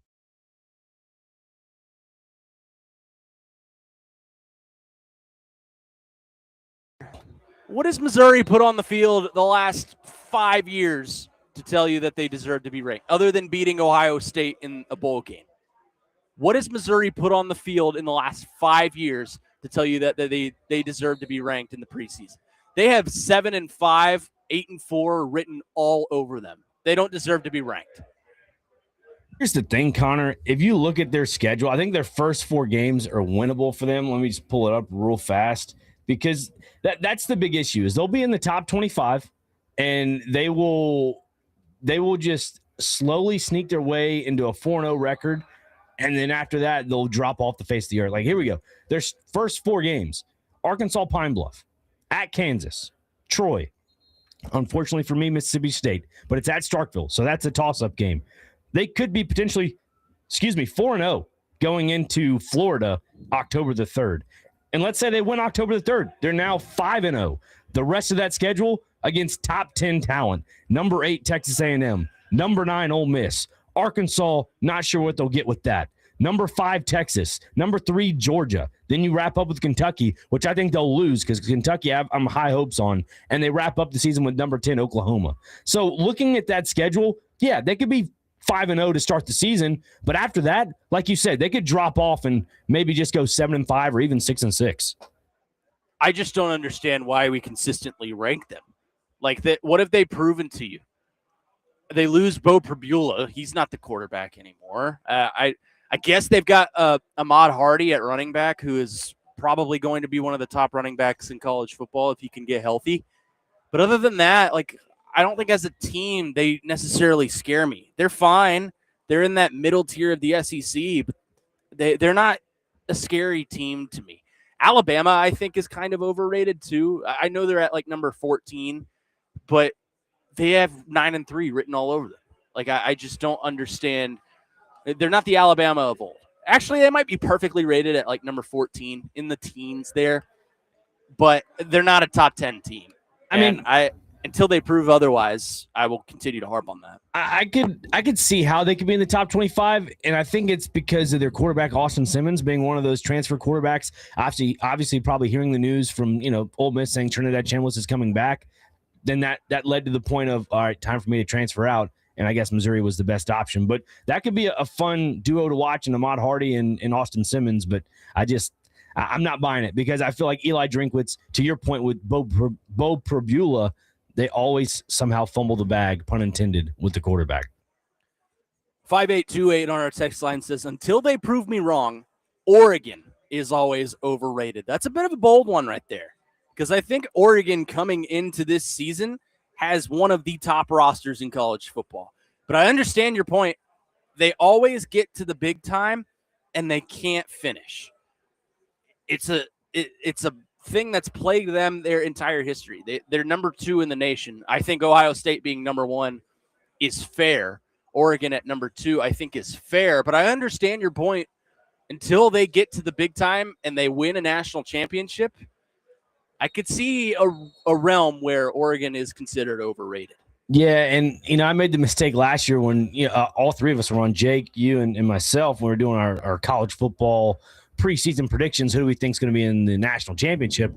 Last year, I got bit by the bug and said Oregon was going all the way and winning it all, and obviously that didn't happen. And looking now, it makes sense. Adam in Portland was the one that called me out on it, and I got bit by the bug. So this year, I'm not making that mistake. I'm with the texter. Oregon has to prove themselves. Obviously, losing Will Stein to Kentucky, I think that'll be a big drop off.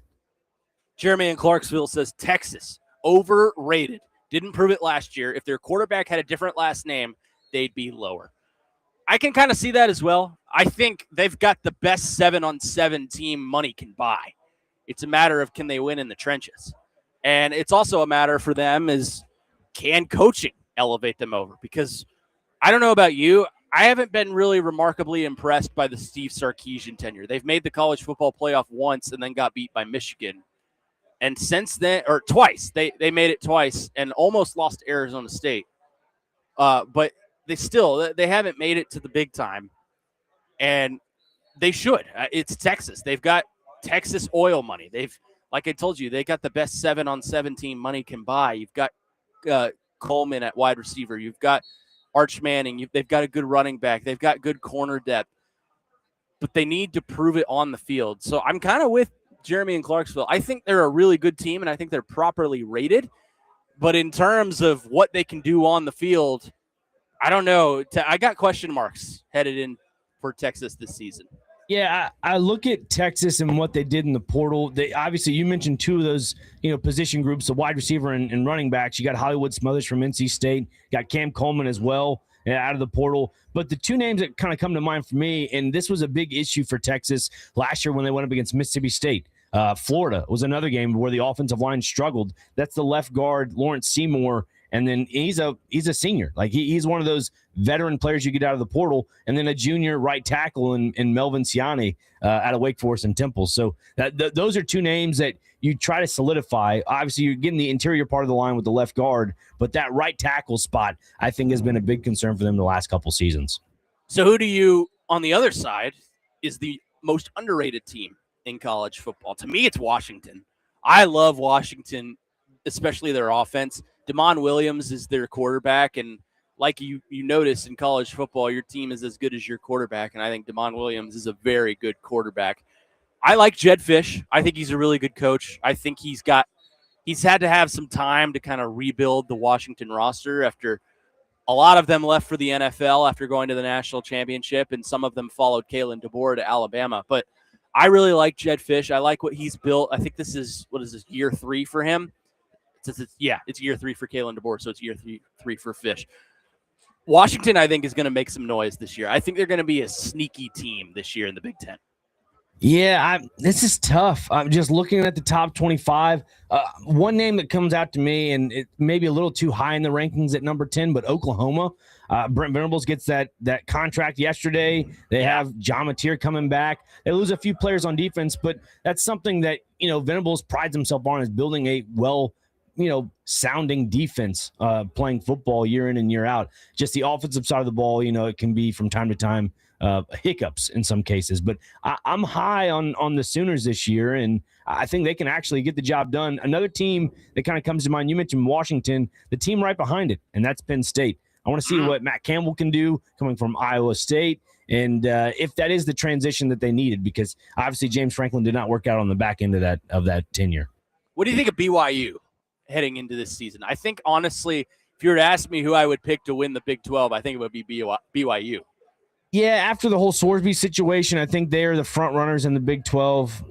Texas Tech has kind of fallen off a little bit when it comes to that. But no, BYU's a good little pick because, seeing their depth chart and the way that they've kind of not really attacked the portal on either side of the ball, out of their starters on both sides of the ball, they've only have 4 transfers.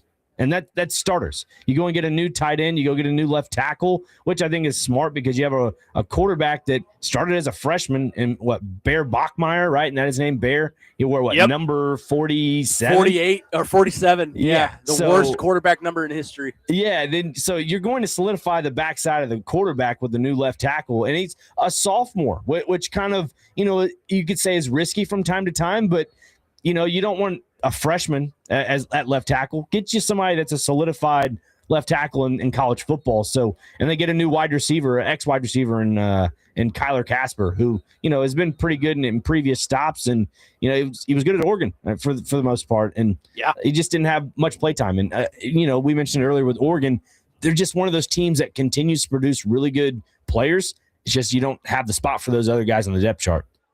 I think this is a perfect text to leave things on. And don't come after me, come after the texter. 4676 in all caps. Vols are always overrated. They smoke their first few unranked meaningless games and then get bumped back up into the top 10, then suck. You said it, not me. I mentioned this with Chase the other day. It's TV money for me. They to the texter's point, you probably are going to beat Furman.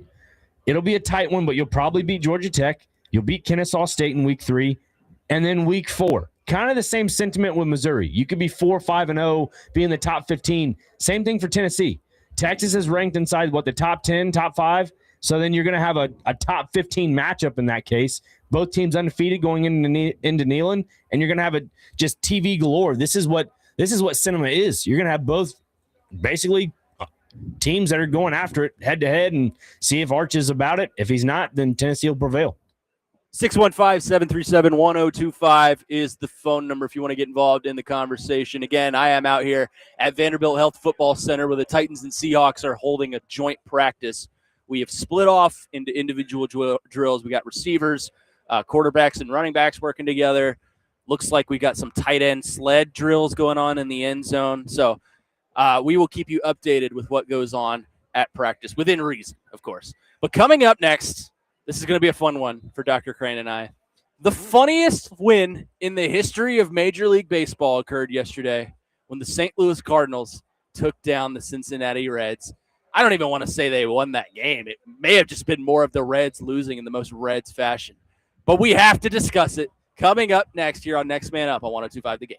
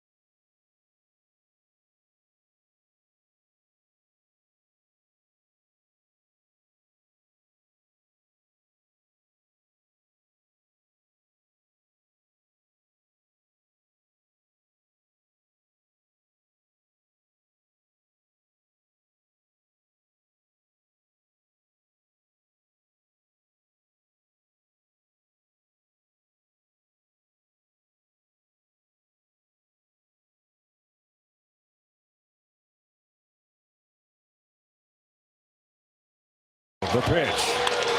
High fly toward left center. Friedel and Myers converge. Sunshine. A battle of ball dropped. 2 runs will score. Weatherholt at second. A gift. The Reds drop a fly ball that would have ended the game, and the Cardinals miraculously take the lead. Oh, the sights and sounds of victory. That was Chip Carey, play-by-play voice of the St. Louis Cardinals, commentating yesterday's win against the Cincinnati Reds. For context sake, in case you didn't hear, the Reds were down to their final out, or the Cardinals were down to the final out. The Reds pop fly into deep left center, called off by one of the Reds outfielders, in and out of the glove. Cardinals score 2 to take the lead and end up winning 10-8. And Nick Frazier, by the way, next man up, Connor Nick Frazier here with you. I am live here at Titans training camp as we're getting close to the team periods. We'll let you know how things go throughout the next hour. But Frazier, you and I are both Cardinal fans. And to me, I don't know if that was an epic Cardinals victory or just a collapsing Cincinnati Reds loss. That was the most Reds way to lose a game I have ever seen. Yeah, I mean, that was Reds fashion for sure. I don't really know how to comprehend what I saw. Obviously, it was a fielding error, but that's the Reds being the Reds. It makes no sense, but for the Cardinals' sake, it's beneficial because that brings them one game closer to another a wild card spot. Excuse me, and it kind of solidified a little bit what JJ Weatherholt's about, and kind of helped him out with that NL MVP race for the Rookie of the Year. Well, I think you could argue that the NL Rookie of the Year race is going on between 2 of the teams that played yesterday, JJ Weatherholt and Sal Stewart for the Reds. I'm biased a little bit, but I would put Weatherholt over Stewart, but I could understand if Stewart won that game. With that being said, the season for the Reds is pretty much over. Like they're not going, barring a miraculous comeback, I just don't think they're good enough of a team to make a strong playoff push, and the Cardinals are trying to do that. I just thought it was hilarious how that game went for them yesterday. You have them in the ground, and you call your guy off. It was the center fielder that called off the left fielder. You call him off and can't make the play. If you call a guy off, you have got to make that catch, and he couldn't do it. So I think it was just so funny how that ended. 5828 on our text line says the Reds players bet on the Cardinals. It looked like it. I mean, you got to make that catch, especially if you call your guy off who probably has a better angle in left field. It was hilarious how that ended yesterday. Yeah, looking at the wild card standings right now, obviously we're the Cardinal fans in the room, but only 2.5 games back of a wild card spot, 66 and 63.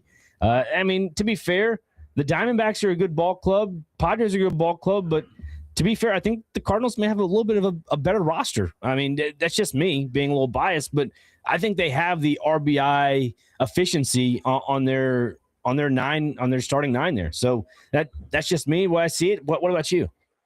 Well, they've won their last 5 series. I think I'm correct.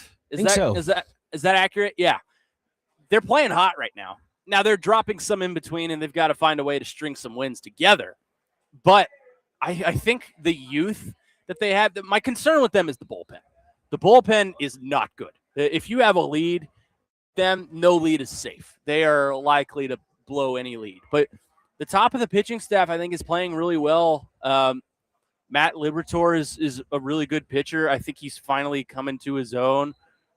Who am I'm missing here? I feel like you get the good end of Dusty Man. What I want to see is the bats start to heat up a little bit. Like Josh Baez, historical debut for him. 3 home runs in his debut against Chicago. 1 of 21, I believe, since then. So we need to start seeing the bats sure up a little bit. JJ Weatherholt's been a consistent factor. I think you've got some good stuff going with Alec Burleson. When he gets on, he gets on. So they've got the tools to do it. In a surprise season for the Cardinals this year, a season I didn't think they were going to be very good, they're in the wild card race. And with the lowest payroll and probably the youngest roster in baseball. So they can do it for sure. I'm excited to see if they can do it. I agree with you. I would put them over the Diamondbacks. And who's the other team you mentioned? Padres. The Padres. Yeah, those are two veteran teams that just haven't figured it out this season. And the Cardinals have the young upside. So I would put the Cardinals in the wild card. Maybe that's my bias speaking, but I would put the Cardinals in the wild card. Yeah, you mentioned Alec Burleson. I mean, the last 7 games, the guy's batting .303. I mean, doesn't have that many strikeouts, only 7 under his belt. But the fact that you're able to have 9 RBIs in the last 7 days is impressive. And, to have 10 hits as well, it goes to show you that the run support is there between, the home run king as well, Jordan Walker. He's brought in 7 runs. The guy's batting .344. Those are your big guys you need to really step up in the lineup, and they definitely are. 615-737-1025 is the phone number if you want to get involved in the conversation. Again, we're out at Vanderbilt Health Football Center. Titans and Seahawks meeting in that middle field. Looks like team period is about to get underway here in Nashville. We'll keep you updated on what happens and all the big headlines for training camp today. Coming up next, we'll get right back into the Tennessee Titans, the football team here, in case you were wondering. How impactful will the screen game be for the offense this season? It's been used pretty heavily throughout preseason, and I think it's an effective route that they can take. I'm curious of Nick Fraser's thoughts on this. We'll do that coming up next. Next man up here on 102.5 The Game.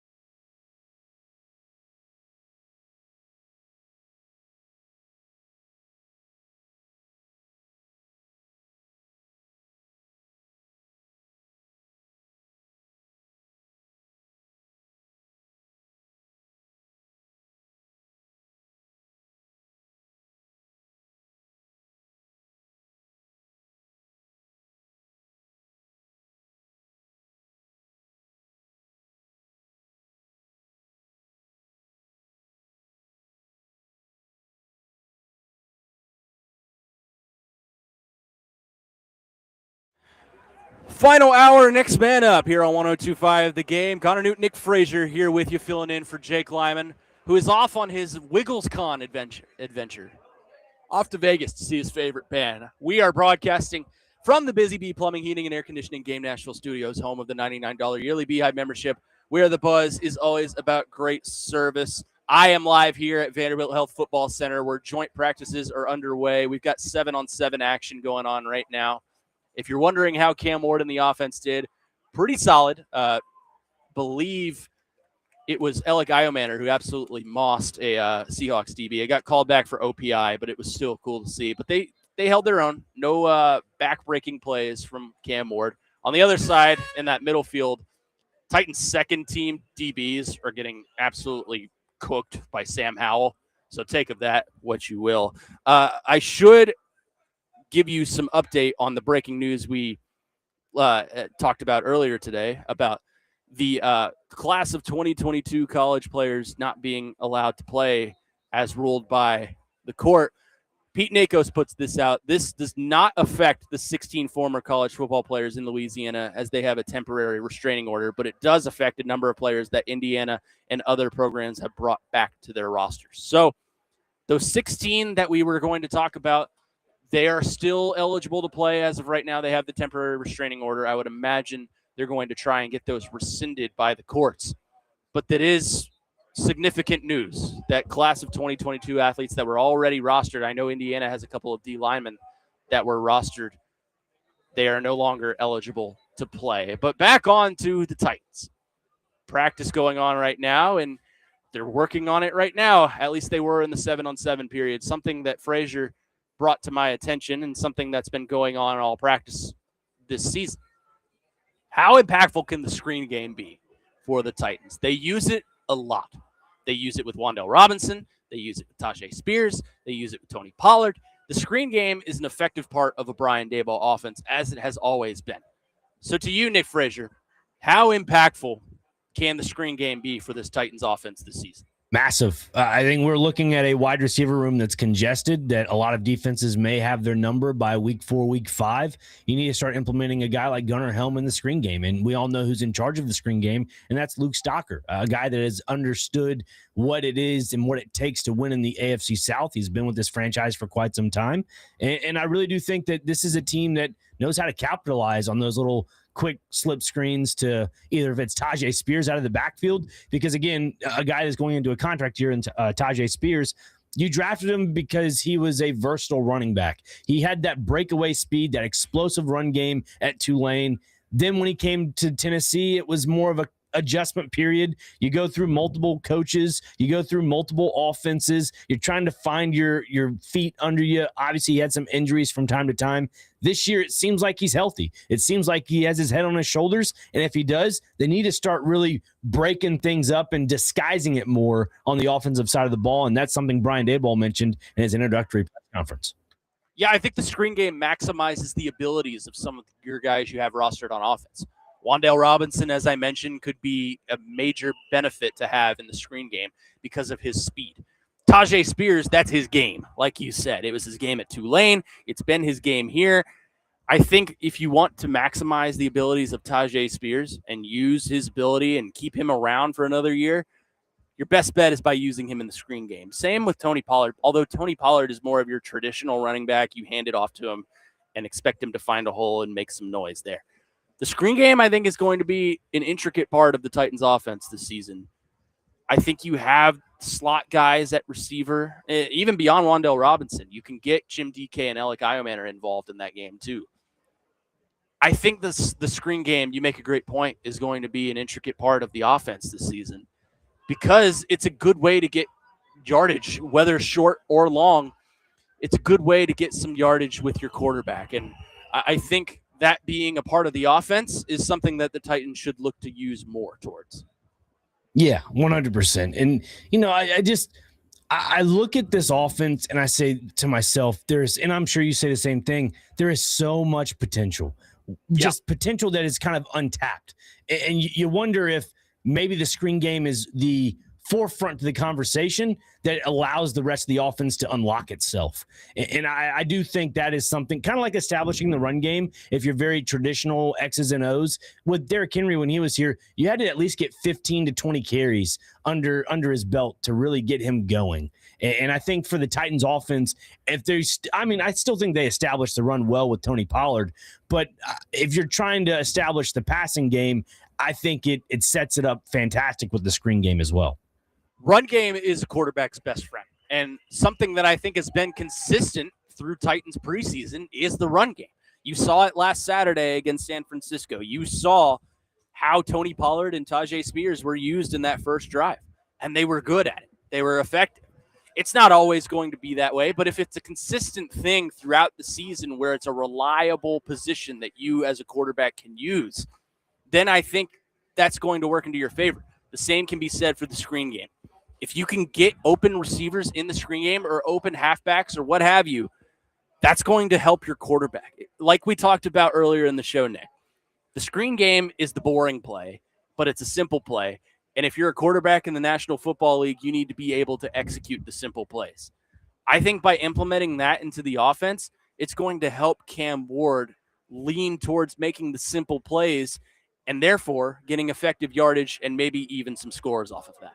Yeah, and, getting to the Cam Ward part of all this with the screen game, that, to me, if you, I guess, implement the tight end screens, the running back screens a lot, there are going to be defenses that pick up on that. And so when a defense or a cornerback that starts to cheat in on his pre-snap, position, and he knows that, I'm going to try to jump this route, Cam Ward mentally, having a year under his belt, should know how to audible out of that and should know how to change the play and just, I'm not saying bombs over Baghdad, but I'm just saying in general, be able to, get out of the plays in and know that, maybe there might be something over the middle or an out route or something along those lines to where that cornerback's going to get beat off the ball. In its nature, the screen game is not the home run play. I mean, by logic, you're throwing the ball about 4 yards out to a receiver or a halfback and letting them go with it. But with the right blockers and the right offense, it can become the home run play. We've seen it many, many times across the game of football where a simple halfback screen turns into a 60-yard touchdown. It could be done. And I'm not saying that's going to happen every single play for the Titans. In fact, I would highly bet against that. But I think by implementing into your offense, you're opening the door for a new way to attack a defense. Yeah, and I'll bring Chris Johnson in this conversation because he was such a special running back. Oh, yeah. They've done that. They did that a few times when he played, and I just think it takes a special running back to have breakaway speed and also be able to run between the tackles. And I think the Titans right now, they have that running back that can run between the tackles, but they have a different running back in the screen game, which makes the offense a little bit predictable. That's why I think when you have a guy like Tajay Spears, you need to kind of get him some, runs up the middle, but at the same time, you don't want to steal away plays from a guy like Tony Pollard because he needs to get into rhythm, kind of like a Derrick Henry. I think it's the nature of the sport and nature of this offense. You have to at least get 15, snaps or just 15 run plays up the middle or a power run behind the left or right tackle with a guy like Tony Pollard. And here we go. Team period is underway between the Titans and Seahawks. We got a full NFL offense, best on best, going on right here. We'll see how they use the screen game. But I think the person or the player that the screen game benefits most on the Titans roster is Tajay Spears. Like we talked about, he has the breakaway speed. He just hasn't been able to use that on an NFL level consistently or stay healthy to do it at that. So we've got to see it start to trickle for him. But I think implementing the screen game will be rather effective for the Titans. 615-737-1025 is the phone number. Again, we're out here at Titans training camp watching joint practice between the Titans and Seahawks. First play, if you're wondering, a handoff to Tony Pollard up the middle for about 2. So we will keep you updated with all the big headlines that come out of today's practice. Our phone and text lines, as always, driven by WilsonCountyHyundai.com. Coming up next, a question that Nick raised to me that I think is worth discussing. Could the Titans use the waiver wire near the end of the preseason as a negotiating tactic for teams near the bottom of the list who are in need of said position? We'll get to that coming up next here on Next Man Up on 102.5 The Game.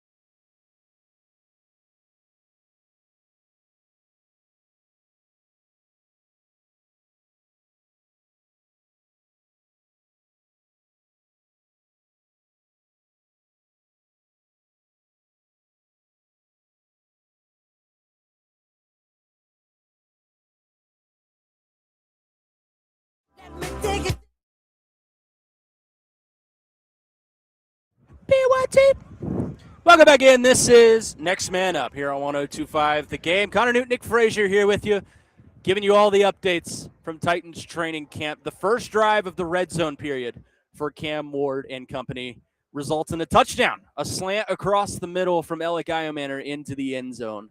So Cam Ward, a touchdown in red zone against the Seattle Seahawks. And then Mitch Trubisky just threw one.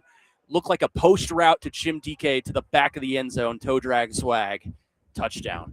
So Titans offense versus Seattle defense is on the field closest to me. And it looks like the Titans defense versus the Seattle offense is in the middle field. It's a little harder for me to see, but I'll do my best to tell you what's going on. As far as the offense is concerned, a touchdown against the first team Seattle defense. So there's your update on that. Nick brought a question to my attention last night that I think is a very interesting one, and I know it's one he has thoughts on. Titans obviously have high waiver wire positioning. Could the Titans use said waiver wire near the end of the preseason as a negotiation tactic for teams near the bottom of the waiver wire who are in need of a position?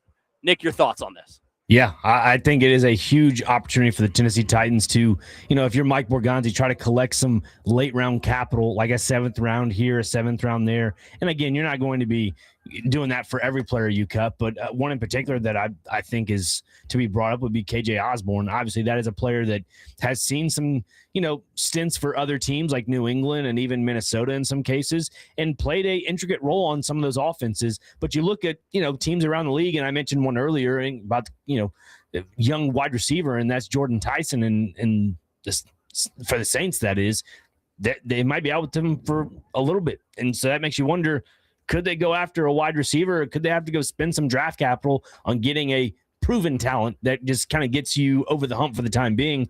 Another team that comes to mind would be Houston. And the reason why I mentioned that is because we had John McClain on earlier this week, and he mentioned that Nick Caserio might actually look at the opportunity of trading for a player because of where they are on the waiver wire. It'll take some time. If there's 2 or 3 teams that put in a bid for that one player and they're lower on that list, they're probably not going to get that said player. So I do think Houston was one of those top commodities because you have Jaden Higgins, who's out for the season with that ACL. I saw that news come across Twitter earlier. And then, Tank Dell, I will say this, John McClain said he's not ready yet, but the fact that Tank Dell is kind of getting back in the motions, it's a little bit promising for the Texans, but you got to rely on young players like Jalen Noel and obviously Nico Collins is a prominent role there, but it's only 2 players. You got to have a little bit more to rely on. There you go. A touchdown for Mitch Trubisky. He scrambles into the end zone. So his second touchdown of this red zone drill. Looks like Cam Ward and company coming back out to take on the Seattle first team defense. So I'll let you know how that goes. But I think you make a great point. I think that by having a lower position or a higher position in the waiver wire, look, you're not going to allocate or you're not going to acquire Hall of Fame talent in the waiver wire. It's probably someone else's used luggage. But at the same time, I think you could use that and try to offload some of the players on your roster that you're going to cut, especially on the back end. Dare I say, I don't think he'll be cut, but do you think anyone would try to get something for Xavier Restrepo? I think he's more of a practice squad guy. He'll probably go through waivers and then see who will pick him up. Like same thing for Diego Pavia. Baltimore, sayonara.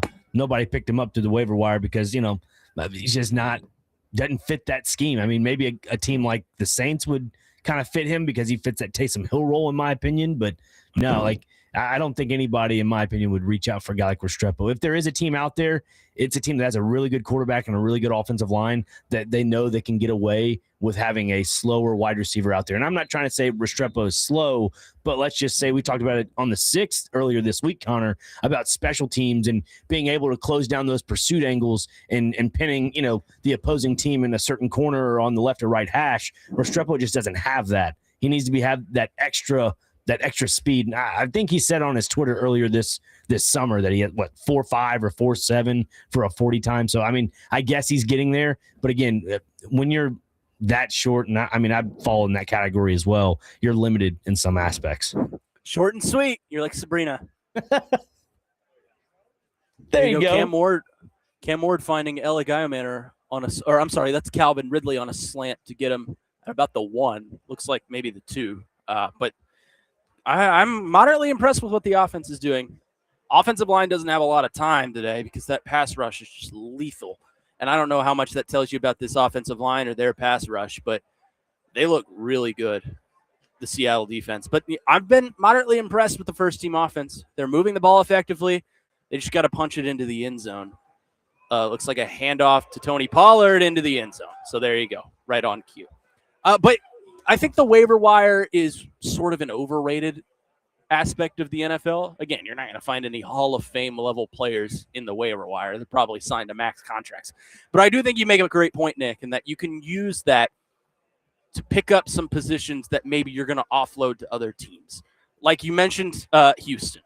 They're not going to be looking for a starting level wide receiver this season, I don't think.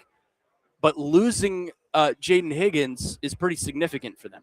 So maybe you try to offload a wide receiver that you have currently rostered to them and just go pick someone up in the waiver wire. I think towards the end of the camp is when we'll start to see something like that. But I do think it's a good point made by you.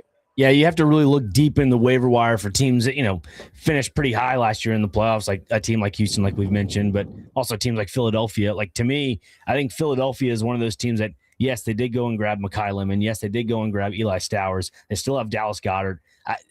And they do have Devontae Smith, but I still think you need another player on that wide receiver room. And, maybe I'm wrong about it, but this is just a good opportunity because of, the way that Mike Morganti's handled the draft, has handled the offseason. I'd give it probably a C because of the whole Dan Moore signing. I mean, you just have to be just usable. Just be a usable player at that left tackle position. He's been somewhat of that. But because of that 4-year deal, you have an option to opt out after year 2, which is this year. I think that's what degrades it a little bit. He just needs to capitalize on this potential opportunity at the end of the preseason. Absolutely. I think he needs to get in on that. And, you talk about Nick Caserio, who is John McClain's favorite person of all time, the most handsome general manager in all of National Football League. I think Houston is a decent option to bring up because of the depth that they're trying to build in the Super Bowl roster that they think they have. But I think the waiver wire, it is a helpful thing. It's useful. It helps you especially find guys on like special teams or guys that you can add to your practice squad that can call up within a moment's notice. But I don't think it's the kind of thing that just completely changes a franchise for any of the 32. So I do think they can use it as a negotiating tactic, but on a small scale. You're not going to try and get, oh my God, let's get Jackson Smith and Jigba, and we'll give you our positioning or a guy from our position on the waiver wire. It's just over the top. But I do think you can use it on a very small scale. Small potato stuff, as they say. Yeah, and another team that comes to mind as well is Jacksonville. Like, it's funny enough, like, Travis Hunter's not going to play both ways like we all probably thought he wasn't, but that's an opportunity to kind of capitalize on that. Brian Thomas kind of slowly getting back to his old form to some degree. You have that Tootin guy in the backfield for the running back, but I mean, they just don't have much of a weapon. So, I mean, as for the Titans, it's a back-end wide receiver. It seems like the Titans are going to hold on to 6 wide receivers. If they hold on to more, I'll be surprised. But, I mean, I just think KJ Osborne is just a hot commodity right now. Yeah, I think he is certainly one that comes to mind. Hake Beatty, maybe. He's young. He's got some upside. I think the 6 that you're probably going to keep, or at least 5 of them. Ward. Sorry, my brain's a little boggled. I'm trying to watch practice and talk at the same time. I'm not used to this.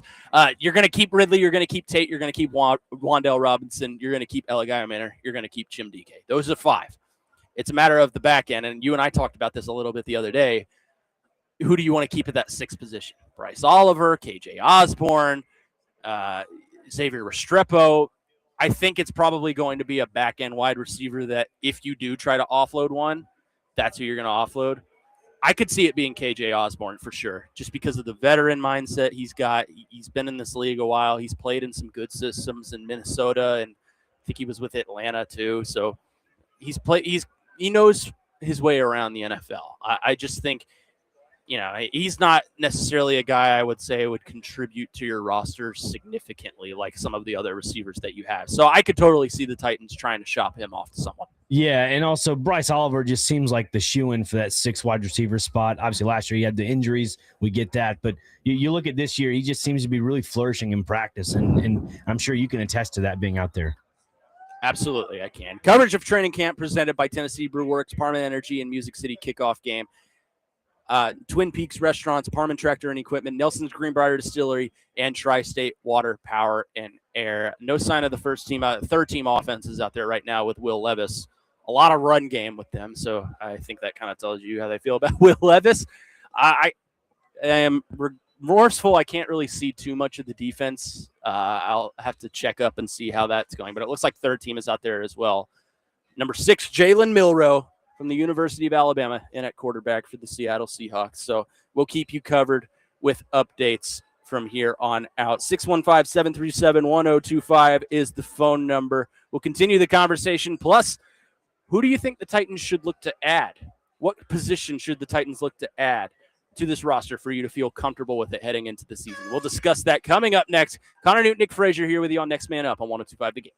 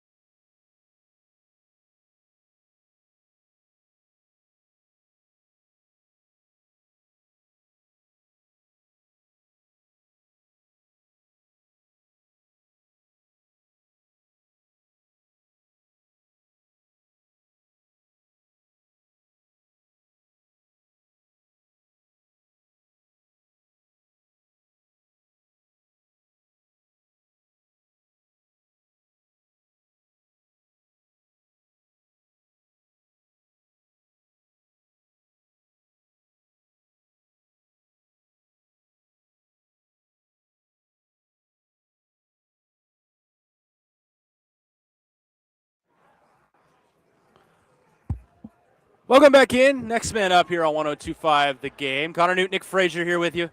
I am live here at Vanderbilt Health Football Center, taking in some Titans and Seahawks joint practices. A bit of an update to give you.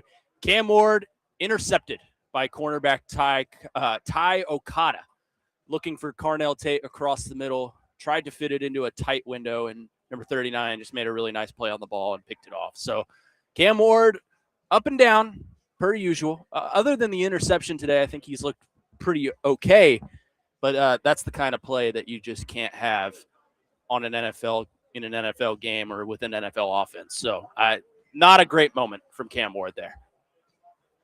No, not at all. And especially that's the issue with young quarterbacks is you try to fit it into a tight window. You just, again, we go back to the decision making. We talk about it in hour one. It has to be better. And that's the one thing I try not to overreact about is the interception statistics through practice. But at the same time, it's a metric that you kind of have to take into consideration going forward. Absolutely. And it's worth mentioning, before that interception, literally like 2 plays before, he found a wide open Wan'Dale Robinson about 20 yards downfield. So he's had some good plays today. He's looked pretty okay, but the interception is just not something you want to see, especially when we're talking about the processing issues that he's been having and decision-making and things like that. You tried to fit it in to I'm reading a text and trying to talk into a super tight window to Carnell Tate and just got paid for. So Dustin in Hopkinsville says, well, Cam officially failed my what he needs to do list today. So early, LOL. Yeah, I mean, it's not something you want to see, but you also got to realize that this is a Super Bowl winning defense right here. And as they're a little bit thinner on corner, but they're still Super Bowl worthy. So yeah, not what you want to see from Cam Ward, but other than that, a relatively okay day from him so far. Frazier, one thing I wanted to get into words are hard for me today. One thing I wanted to get into with you today is, for you, what position group do the Titans need to add to for you to feel comfortable with the roster going into this upcoming season? Ooh, that's a really good question. I think they did everything they could in their almighty power to get the wide receiver room filled out. Running back room needs to improve. I don't think there needs to be any more additions. They grabbed Dearness Johnson as, I guess, a training camp body to some degree, in my opinion. Secondary, I think, would be the easy answer just because of the struggles they've had throughout, training camp and the preseason. But, not having Najee Johnson, I think that's more of a special teams loss than anything. But, no, I think the back end of the secondary for the depth is what is really hurting this team. And, yes, you have Marcus Harris, Amani Hooker, Kevin Winston, Alontae Taylor, Cordell Flott. But when you have one of those 5 or 6 guys that are not playing at their highest level, and cough, Cordell Flott, I think that really that hinders their opportunities in the secondary. So I think if there's any position group that needs to improve or be added to in preseason, it would be the secondary. Yeah, cornerback room is definitely the route I was going to go. And look, again, if you go to the waiver wire, you're not getting an all-pro corner. I'm just going to tell you that right now. But on the back end of that room, it needs a little bit more depth. And honestly, on the front end, you might need a little bit more depth. Outside of Cordell Flott, you've seen some good things from the secondary. I haven't really been watching the defense today, admittedly. It's kind of hard for me to see from this vantage point. But it doesn't – I would imagine we'll wait for Twitter to come out. That's a good offense to be going up against. Yeah, I think adding to the secondary is absolutely something that you need to look at on the back end, maybe by getting someone that can help you on defense and on special teams, because that's kind of what you do in the waiver wire is you go for guys that can help you on multiple assets of the ball.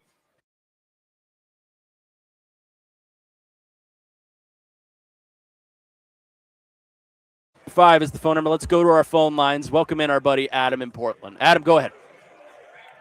Hey, how many sacks do you think Jeffrey Simmons would have had if he had been playing in a 4-3 last year instead of a 3-4?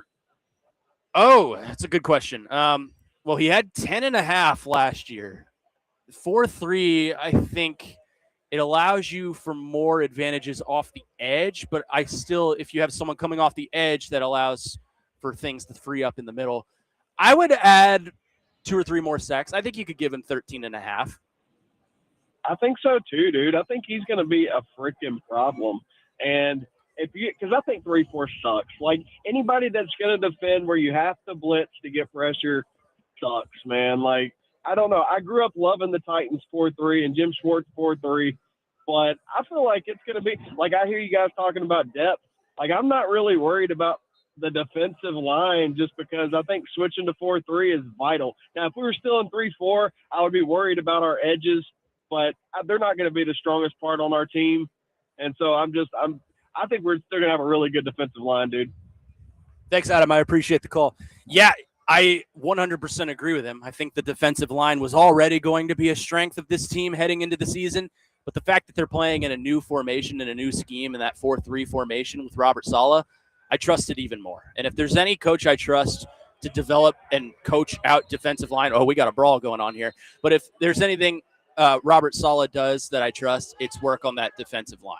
Yeah, and that was one position group we really haven't even mentioned this entire show because I feel like we're not concerned about it. Like, to Adam's point, this defensive line, defensive front should be one of the best, and I've said it already, on paper is the best when it comes to just getting ready for the season. And you mentioned there, a little scrum.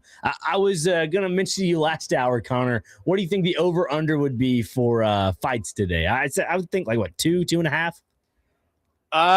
Yeah, I think the over-under could be at about 2. Looks like Fernando Carmona in the center of that one. I love it. Good on the rookie. Get in there, man. Look, he is maturing at I wouldn't say a rapid pace, but he's definitely maturing at a above average pace. Let's put it that way. Worth noting, obviously, I mentioned Fernando Carmona. He is getting the bulk of the right guard snaps with the first team today in team period. So I think that kind of tells you where the Titans' minds are set on that right guard position. But defensively, I think there's a lot to be excited about with the Titans, as Adam mentioned. That 4-3 defense allows for that extra guy off the edge to come in, and that's another threat the quarterback and the offensive line has to worry about. Jeffrey Simmons, I think, will play really well in a 3-4. I think that gives him opportunities, and there's that screen game we were just talking about, Nick, dump off to Tony Pollard, I should say, for about 10 yards. So there's your proof that the screen game can work. But defensively, Jeffrey Simmons, I think, is in for a big year. I am a little bit concerned about his snap percentages, like we've talked about.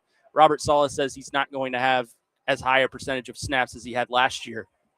But if he's in there and he's as effective, and if the scheme allows him to be effective, then I think we're in business with this defense. The defensive line, I think, is definitely the strong suit of this team as a whole. Yeah, I think when you look at Robert Saleh's style of play, you want to play fast and violent, and you limit the percentage of snaps for Jeffrey Simmons. One, to start off, Jeffrey Simmons has to be efficient, and he has to be efficiently effective. Let's put it that way.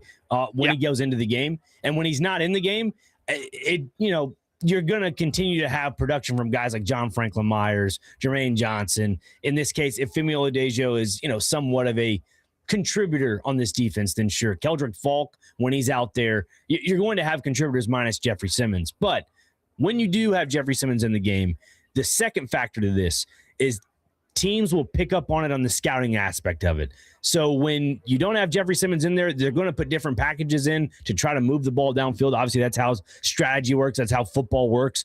But there are going to be teams that try to exploit this defense without Jeffrey Simmons on there. And that's why, to me, it is so vital for there to be interior pressure from this defensive front that allows the linebackers and cornerbacks to react, to cut out those passing lanes for the quarterback. They just need to be disrupting on all phases of the defense. 4312 on our text line says, Big Jeff will get 15 sacks this year. I'm calling it. I don't know if I go that high. I do think he can up his total from last year. He had 10.5 last year. Like I told Adam, I think he could get to 12.5, 13. It's possible. I mean, looking at their looking at their schedule, the Jets could be one of those teams where he could grab maybe a sack, maybe half a sack, give or take. Same thing for the Giants. Let's see what they can do there. The Texans, I mean, good Lord. Last year, I think we all saw in that playoff game against the Patriots, that offensive line was abysmal. So it makes you wonder, this could be an opportunity where Jeffrey Simmons decides to feast. I would say both games when they play the Texans. So there's your opportunities there. Looking at some other ones, maybe the Bengals. They've always had a hard time keeping Joe Burrow upright. You could look at, I wouldn't say the Cowboys, maybe the Commanders. I mean, the Raiders potentially. I know they got Linderbaum over the offseason. Maybe the Steelers, they had a hard time on the back end of their season. And, of course, the Titans play them for their last game in Nissan Stadium of the regular season. So that might be an opportunity. 615-737-1025 is the phone number. We'll continue this conversation. Wrap things up coming up next here on Next Man Up on 1025 The Game.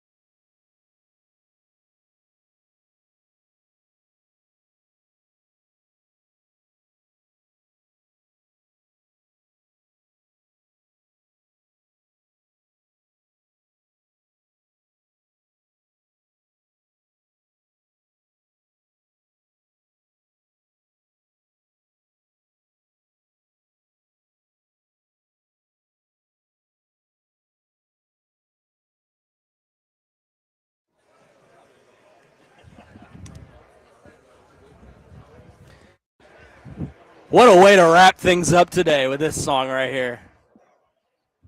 What a banger. Good job, Dr. Crane. Thank you, man. We're feeling it today on a good Feel Good Friday. It's Boogie Friday, as we're calling it. Anyways, welcome back in. Next Man Up here on 1025 The Game. Connor Nute, Nick Frazier here with you, wrapping things up. Jason Big Joe coming up next. They'll have a lot of reaction from training camp today. I'll give you some updates that I've seen and what I've heard from the grapevine on the defensive front.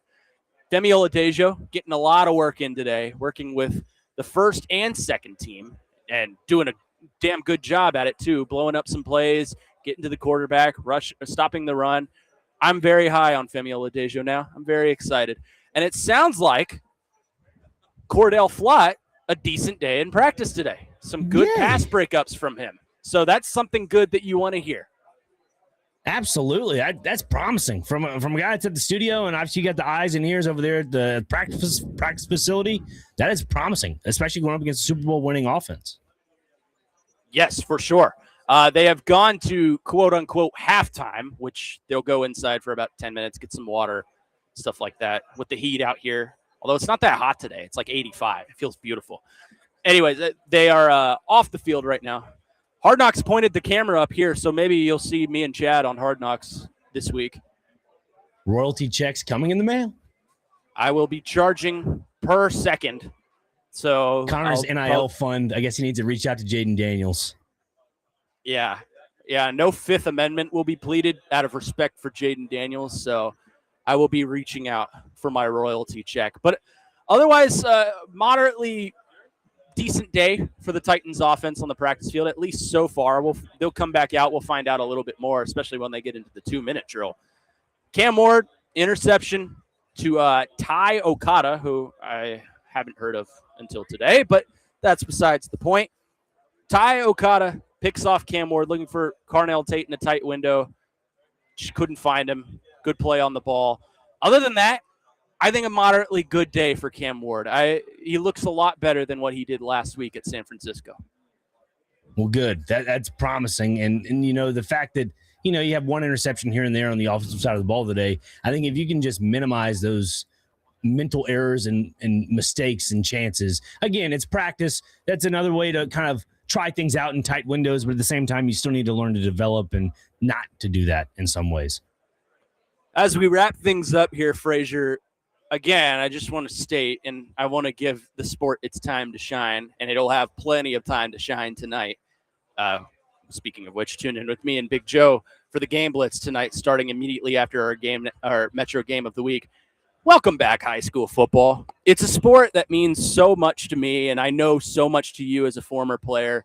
For me, I wasn't the athletic kid in high school. I didn't really get to play the sports, but high school football is what got me started in sports. My high school English teacher was the offensive line coach. He took a shot on me and said, "Hey, I want you to be a part of our film crew." So I was the one out there with the pole cam every day, and they made me feel a part of the team. In fact, they made me a part of the team. I had my locker right next to the quarterbacks. I was a part of the team, and it set me on the path to where I realized in high school, I want to cover sports. I want to cover football. I want to be a part of sports media. So to be able to give back to high school football and provide these kids coverage in our Middle Tennessee area and make them feel like the superstars that they are truly is something special to me. And it's not about me. Tonight is about them. So as you strap up the cleats, put on your helmet, go out there and deliver in front of your home crowds for the first time this season, just remember that all of Nashville is thinking of you. All of Nashville is excited to see what you do on the field, and all of Nashville is ready for some high school football tonight. Amen. Cannot say it better myself, but as a former player, I mean, and you obviously know this as well, being with that locker room, it's that camaraderie, it's that football brotherhood. And for me, playing all 4 years, I was just so thankful to be a part of a collective group that, you know, we built everything that we could together. I mean, maybe the results didn't turn out the way we wanted them to, but at the same time, we were able to create great memories and talk about it around the bars, as they say. It's a time in your life, high school sports, that you shouldn't take for granted. Like you said, the camaraderie and the friendships you make in the locker room, on and off the field, are some that you'll cherish for the rest of your life. Even if you don't talk to these people very much after high school, which, believe me, if you're young and you're listening to this, A, you shouldn't be. You're probably in school. But B, a lot of the time when you're in high school, some of the people you think you're going to spend the rest of your life with disappear just because that's life. But some of the memories I have from high school, being on that bus ride back from Memphis after a big win, being in the locker room after the Bishop's Cup, pouring Gatorade over the coach, some of the most fun memories and most fond memories I look back on in my sports career. And I thank those coaches at JP2, Coach Geis, Coach Hansen, for giving me the opportunity, because it truly allowed me to fall in love with what I do now. And I'm sure from a different level, it's you too, being a former player, you now know both sides. You know the media perspective, you know the coach's perspective, and you know the inside the program perspective of being a player. So high school football, we say this about FCS playoffs. High school football is, in my opinion, the purest form of the sport of football that there is. FCS is the purest form of college, but high school football, the purest form of football that there is. And I love seeing all the emotion that comes with it. I can't wait for the season. It's going to be an absolute blast. Yeah, and I mean, for guys like us that are from the Middle Tennessee area, and like I'm Father Ryan guy, you're a JP2 guy, and maybe Father Ryan has not been the greatest the last couple seasons, but they always put out a really good product. Same thing for John Paul, and I know they're called Pope Prep now, right? Yeah, not in my mind. They're still JP2 to me. Yeah, I'm right there with you. Still JP2, exactly. But no, I like Father Ryan's new uniforms. I don't know if you saw that or not. It's kind of like paying homage. They're pretty cool. They have like the white stripe on the shoulder pads with the red piping, white helmet with the line right on the middle. It's fantastic. I always like those helmets. The white with the white face mask. It always looks so clean to me. They got purple this year, so this will be interesting. Really? Okay. Yeah, white helmet, purple face mask. Yeah, the white helmet versus the navy helmet was always some of the fun times. The uniform combos, it's always the navy on navy against the white on white at home. And then when you're on the road, sometimes we'll mix it up, but you always wear white, purple, white, and it looks awesome. Yeah, those memories, I remember so much of the Bishop's Cup. I mean, 3 of the 4 years I played, we won it my freshman, sophomore, and junior year. And then our senior year, we lost off a fake field goal. Anthony Hagee had the opportunity to tie it up for like a 40-yard field goal and ended up going for it, I believe. And, yeah, we had the opportunity. Patrick Recom opened to the backside of the end zone, and they threw it to our guy, Sebastian Figueroa, up the middle, and just unfortunate. I'm sorry, it went to Beacom. Excuse me. Fig was wide open. That's what it was. Well, high school football coverage tonight on 102.5 The Game. You can listen to our Metro Nashville Game of the Week. NBA at Pearl Cone. That's going to be a blast. 2 really good teams. Excited to see that. Nick Frazier will be roaming the sidelines tonight, so make sure you tune in. Greg Pogue and Coach Bubba Spears on the call. And then afterwards, tune in with me and Big Joe from 9:30-ish to midnight. We'll take you through the rest of the day with the Game Blitz. We'll give you all the scores around Middle Tennessee. Dr. Crane, thank you as always. Was a blast. It was fun. All right. We will keep you updated. This isn't the last you'll hear of me today. I think we're going to get a Titans player up here. So stay tuned for the Chase and Big Joe show for that. But for Nick Frazier, my name is Nute saying so long. We'll see you later. This has been Next Man Up on 102.5 The Game.